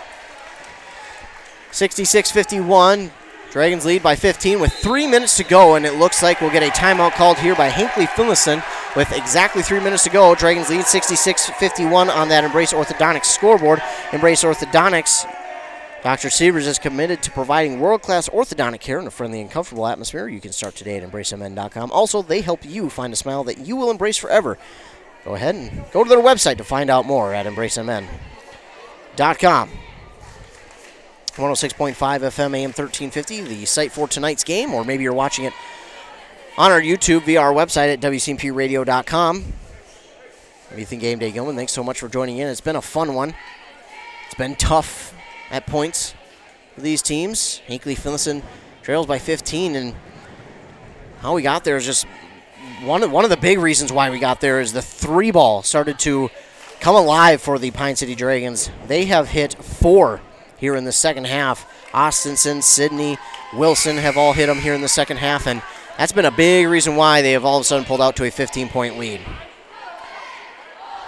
Although Isaiah Haas just had to check out of the game with 5 fouls for Pine City. Timeout over. Hinckley-Finlayson will be left with 1. Pine City has 3 more if they want. This is not over by any stretch of the imagination, by the way. Hinckley-Finlayson, they weren't down necessarily by double digits in the first half, but they were getting close to a 10-point deficit, and then all of a sudden they exploded with points and started to take a lead, in fact, in that first half. Although they couldn't necessarily pull away, but they were able to take a lead, and Right now, you just need your playmakers to step up and make those stops. And the shot from Masterson is blocked by Lamont Sidney. And I did not see what happened. It looked like we got a foul. I think they called Masterson for it. They did. Ooh, that's his fourth. That's unfortunate because Masterson has been a key for those guys down in the paint, and now he'll have his fourth. Luke Wilson will hit his first at the line, 67-51.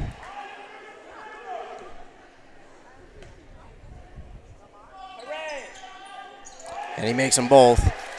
68-51 is the score. 2:44 to go. And Seth Olson, he's one of the guys that you want to have the ball in the hands of right now. And he nearly has it poked out by Austin. He makes a nice move to get by Austinson. And then I think if you're Olson there, you're almost kind of upset with that foul call because he had a free lane to the basket. Either way, Austinson is going to get the foul call on him, and Olson will go to line to shoot 2 now. Yeah, again, I think if you're Seth Olson, you might not be too pleased with that foul call because he was wide open to the basket. But he'll go to line to shoot 2, and yeah, that's unfortunate. See, that's where in that case, that's where the foul call works against a player because, again, wide open lane to the basket, you got the whistle blown, and then it takes away the 2 points that he could have scored, and now he'll only get 1 on that trip. So for Pine City, it's good, but, man, for Hinckley-Finlayson, that's a tough break there. Luke Wilson, he was darn near triple-teamed. They're going to get a foul there on Hinckley-Finlayson. I don't like the call of a foul there. I think that's too quick of a whistle. Especially with the game on the line like this, I think you got to let him play a little bit more. It's going to be Seth Olson with his 4th foul. Luke Wilson will make it. Yeah, I think you got to let him play there a little bit, especially with the game, the way it's been, Hinckley-Finlayson trying to come back. You got to let him play a little bit more, I think. But in the second half, they've been calling it a lot more. 2 more for Wilson, and it's 70-52 under 2.5 to go. It's going to be tough now for the Jaguars to do anything. Luke Wilson should have been called for a foul, and I think they're going to call him late on Trey Visser because Luke Wilson got Visser in the head, and they didn't blow it, but they'll blow it there, and it will be. Oh, they don't call it a foul. They just call it out of bounds. Last touch by Pine City. 70-52, an 18-point lead now for the Dragons with 2:24 to go.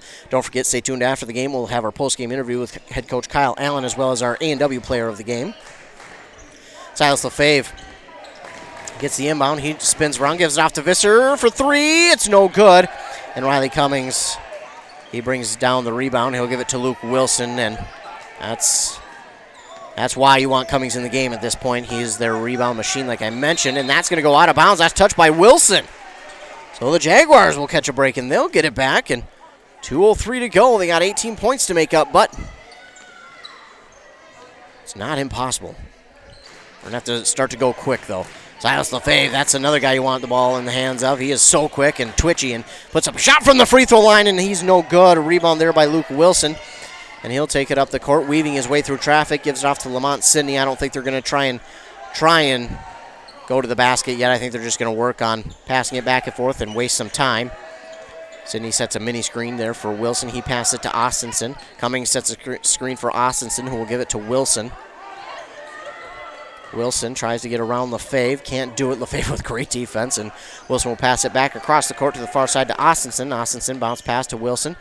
Wilson nearly had it poked out by Lefebvre, and now he'll get a screen, and he'll work it to the far side. Now on top of the key, gives off far side to Charles. Now back to Aiden Austinson. A lob pass here is going to go over the head of Wilson, and it will go back to the Jaguars with 1:07 to go. And it looks like we'll get a couple of guys in here for Pine City. New guys. 10 and 21. That is going to be Matthew Blake and Merrick Overtoom.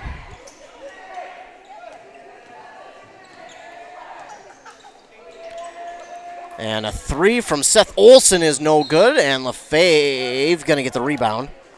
He got fouled. He'll go to line to shoot 2.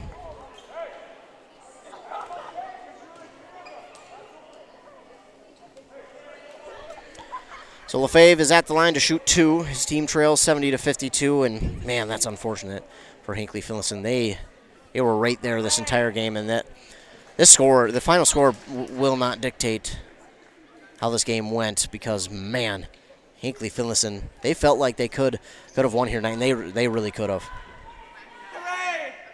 Lefebvre makes them both.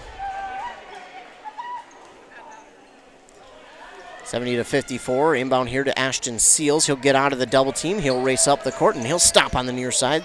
Then he'll be double teamed again. He'll bounce past there to Charlie Osmus. Gets it off to Nick Plojic. Back to Osmus. He'll go to Ashton Seals, who nearly had it poked out. And wanted to give it to Osmus. Now he'll work it inside to the near side corner. And he's double teamed again. And at this point, you might as well throw it off of a body. And now we're going to get a timeout called here by Pine City with 36 seconds to go on that Embrace Orthodontics scoreboard. The Pine City Dragons lead 70-54. Embrace Orthodontics, your customized smile journey starts with a free consultation. The team at Embrace Orthodontics wants to make your journey as seamless and convenient as possible with custom braces or Invisalign. Find out more at their website, embracemn.com. Once again, stay tuned after the game. We'll have our A&W Player of the Game interview as well as our post-game interview with head coach Kyle Allen. And then I'll let you know what's coming up for us and Pine City and Hinckley-Finlayson as we move throughout the season.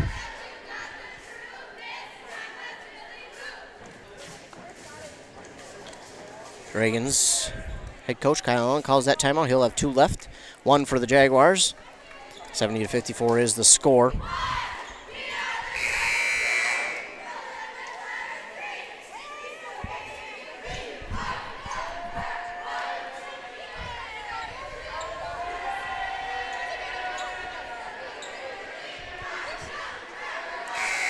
The Dragons will get set to inbound here as both teams work their way onto the court. 36 seconds left. Dragons are going to come away with a victory here. Inbound to Charlie Osmus and give it off to Nick Plojic on the far side. Now to, I believe that's Overton. It is, Merrick Overton. And now Nick Plojic nearly had it stolen away.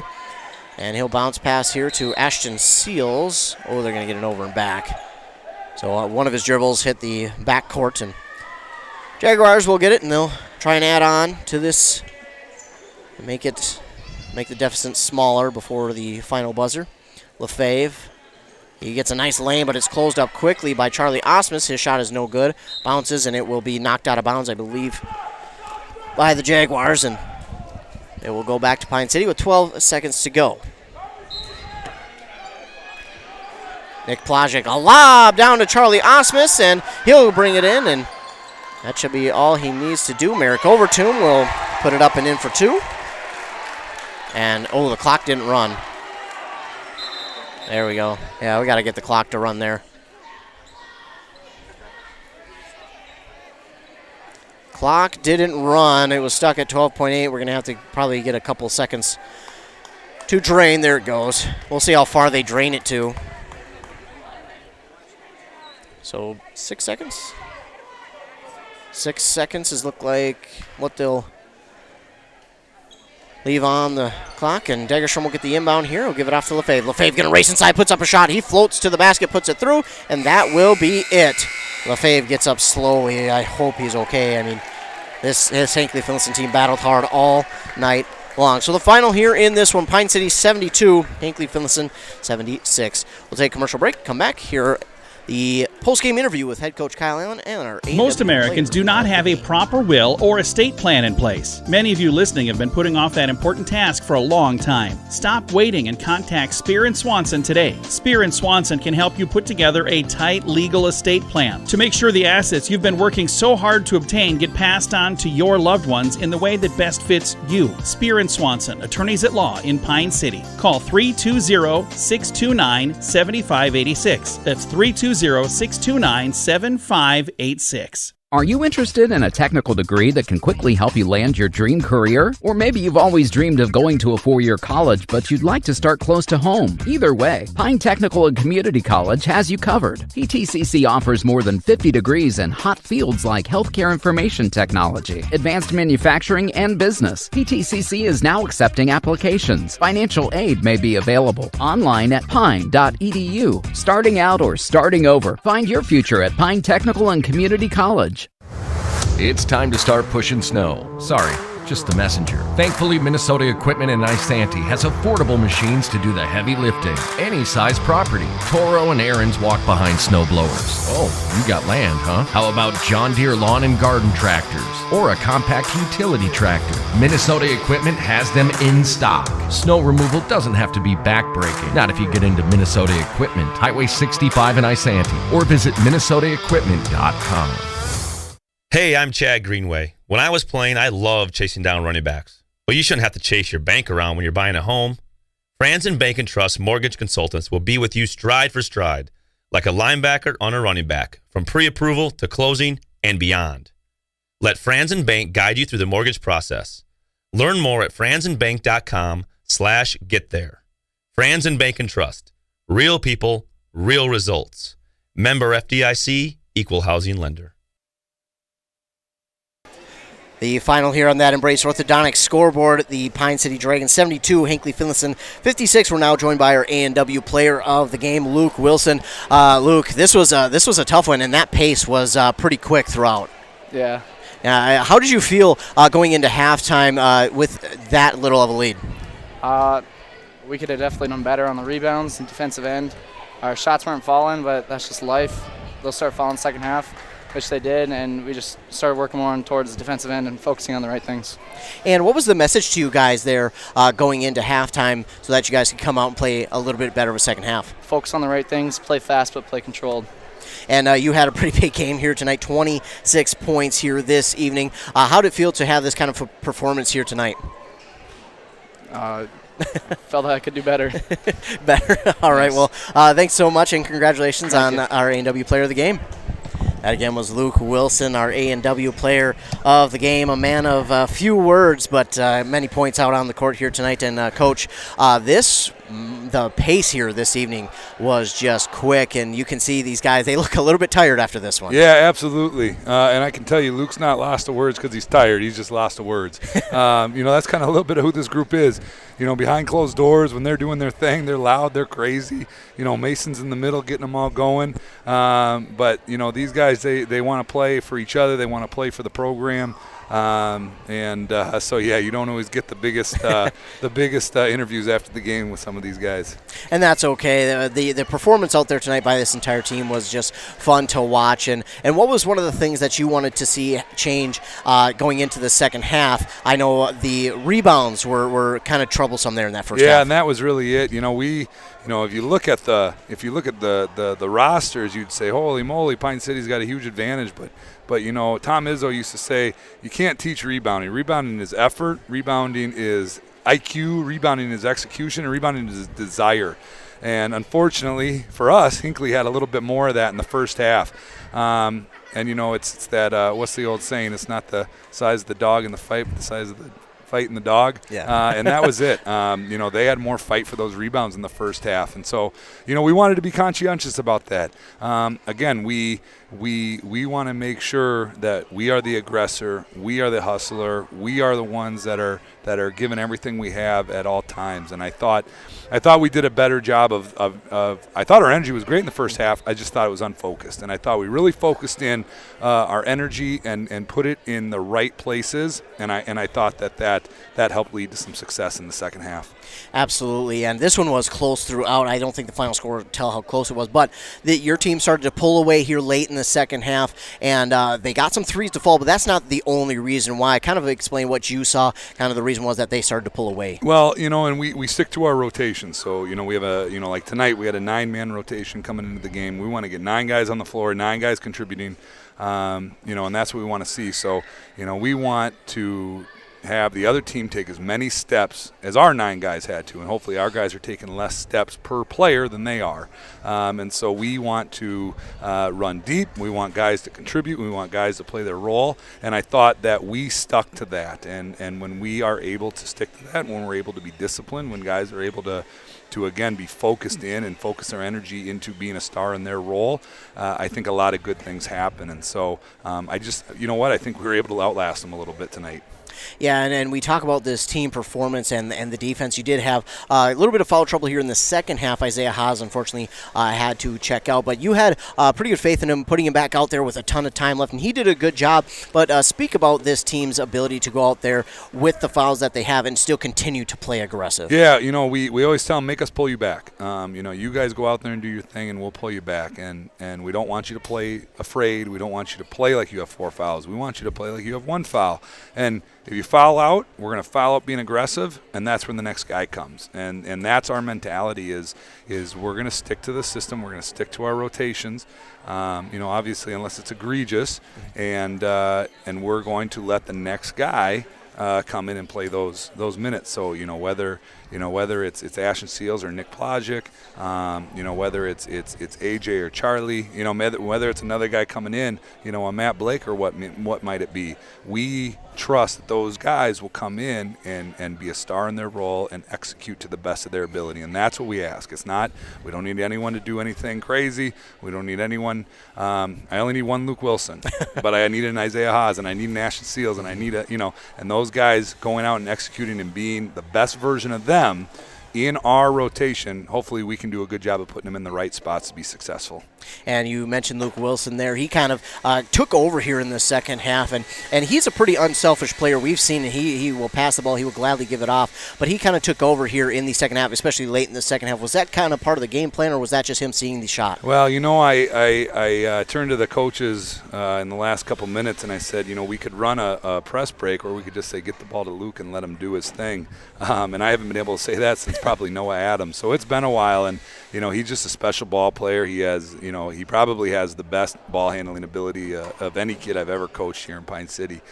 Just his ability to dribble the basketball. I mean, that is a dedication of hours upon hours and years of grinding and dribbling that basketball in the garage and working on the dribble sticks and working on the 94-50 and working on, all the things that he did to get to this point, to be able to do the things that he does. It's not something that just comes. It's not something where you just get to pick up a basketball and do this. And I think people forget that. I think people forget about the amount of time that went in to be able to do what he's doing right now. Absolutely. And we'll shift our focus here from tonight's game to tomorrow. You guys have a really quick turnaround. You get to go down to the Target Center tomorrow, home of the Timberwolves. Talk about what it means for this team to be able to go down and play at the Target Center. Yeah, you know what? So this is an old tradition that we used to do. We used to do it every other year, and then unfortunately COVID hit, and so we kind of got away from it. So when I got the call that invited us to come back, I jumped all over it because it had been a few years. Just a fun experience to be able to let the kids go down, play on the same floor as the Timberwolves. We're backstage. They put us in a little dressing room, but, we walk by the Timberwolves locker room. There's security everywhere. I mean, talk about feeling like a big deal and feeling like a big guy. It's tons of fun. And so tickets are available still. You can purchase them on our blog, on the basketball blog. There's a link on there to purchase them. And the cool thing that we do at the Target Center is your ticket not only gets you into our JV game, not only gets you into our varsity game, but then you get to go to a future Timberwolves game. There's 4 of them you can pick from. And so your ticket actually gets you into 3 games. So it's a really cool promotion that the T-Wolves do. We're pretty pumped that they continue to ask us to come back, and we're really excited. It's one of those things that every kid remembers. You got to touch the Target Center floor. You got to play on the big floor. We're just going to try to remember that the NBA 3 is deeper than the high school 3. We're going to try to shoot high school 3s tomorrow. Sounds good. And you get to play another section opponent tomorrow night in Maple Lake. What is something you're looking forward to from them that your team is going to have to cover? Yeah, absolutely. Last year we added them to the schedule. Anytime we can get a section team on the schedule, we want to. And our section's pretty spread out, so we got to travel a little bit. So we offered to give up the home game to go play at the Target Center with them, and they were gracious enough to accept. And fun fact, I actually missed last year's game at Maple Lake, so this is my first time going against them. So I've been doing extra homework all week to make sure that I'm prepared and ready. I've been watching last year's games, watching their stuff from this year to make sure that I'm ready to go as well. We all have a role in this. We all have to be stars in our role, and that includes the coaching staff. That includes our managers, who are awesome as well. Here we are on varsity senior night and parent night, or varsity parent night and senior night, and celebrating all these kids. We're fortunate enough to have 14, 15 seniors walking out with us today. And, it's exciting that we have that many kids that want to be a part of our program in one shape, form, or another. And we couldn't do what we do if we didn't have them. Absolutely. And, Coach, that's it from me. We'll see you tomorrow, and congratulations on the win Appreciate tonight. Good you, luck. and can't wait to see you at the Target Center. Sounds good. A&W Restaurant Pine City is still making fresh root beer, that signature item since 1919. It's still made fresh and on-site with real cane sugar and a blend of secret ingredients. It doesn't get any better than this. Their world-renowned A&W root beer is a classic treat, and they can top it off with creamy vanilla soft serve to be known as the famous A&W root beer float. Now that's smooth, tasty, and refreshing. An American iconic A&W root beer float. It never tasted so good. A&W Restaurant Pine City. Come grab your root beer float today. Choose the right divorce attorney. Spear and Swanson will make sure the judge knows your side of the story. Let them help you with your divorce, custody, child support, harassment, or orders for protection. They also handle DWIs and other legal matters. The right divorce attorney does make a difference. That's why you need to choose Spear and Swanson, attorneys at law in Pine City. Call 320-620-7586. The mushroom melt is back at A&W. How does this sound? Sautéed seasoned mushrooms and onions with melted Swiss cheese on your choice of a juicy burger or grilled chicken. Then add golden French fries and a medium soft drink. It's the mushroom melt and fries combo at A&W. Now, top it off with a classic A&W root beer float featuring vanilla soft serve and made fresh root beer, all in a frosty mug. Or how about the A&W root beer freeze? Signature combos and delicious treats always at your local A&W restaurant in Pine City. Back here on 106.5 FM, AM 1350, WCMPradio.com. A little bit of an extended pregame as we wanted to talk to head coach Kyle Allen about the game there tomorrow. Of course, thanks to the player, our A&W player of the game, Luke Wilson, for coming up and talking to us. Again, man of few words, but a man of a great game here tonight, and he is so deserving of that A&W player of the game. Led the team with 26 points, and he was all over the court, and that's one of the things that we see a lot from this entire team. It's not just one guy doing it. It's the entire guys that they get out onto the court, whether it's the 5 starting or the 10 to 11 that they sub in and out. They all do a great job of hustling out there, and I think that's one of the bigger things that this team does well, is they hustle when they are out on the court. They do a great job of making sure that they are the ones getting to the ball first and not the other team. And again, tomorrow night they'll be down at the Target Center playing against Maple Lake. We'll be down there as well, so stay tuned for that game right back here on WCMP. For the Dragons, continuing on with them, their leading scorer, Luke Wilson, with 26. Lamont Sidney had 18. Then it was Isaiah Haas with 8. Mason Charles, he had 6. He added 1 there in the second half. 5 for Charlie Osmus and 3 for A.J. Austinson. And they had a total of, they had a lot of fouls here in the second half, but they did have 3 more steals here in the second half, giving them a total of 11, and 3 more blocks in the second half to give them a total of 4. On the other side, for the Hinckley-Finlayson Jaguars, they finished with 7 total steals, and their leading scorer was Seth Olson with 14 points. Then it was, Silas Lefebvre had 19. I apologize. Lefebvre had 19, then Seth Olson with 14. 12 for Levi Degerstrom, 6 added by Jordan Masterson, and then 2 for Griffin Steele and Everett Osmus, and 1 from Trey Visser. Leading the way rebounding-wise was Seth Olson. On the other side, 12 for Riley Cummings. So that is going to wrap up here tonight as we take a look at the schedules for both of these teams coming up. For the Hinckley-Finlayson Jaguars, they fall to 3-9 on the season and 2-3 in the conference. Next up for them, they will host Walker Hackensack Akeley tomorrow night. Then next week they'll have 2 games, one at home against Ogilvie, and then next Thursday on the road in Bram. For Pine City, they move to 6-6 on the season, 4-1 in the conference, and tomorrow they'll be down at the Target Center to take on Maple Lake, and then after that, they are on the road for a while. Next week, they'll have 2 games on the road, Bram and Rush City. After that, they're at East Central and Mille Lacs. So that is what's coming up here for Pine City and their schedule. Of course, weather could change that up a little bit too, just because of the snow. I was surprised not any of our games tonight got canceled because of the snow, so thankfully.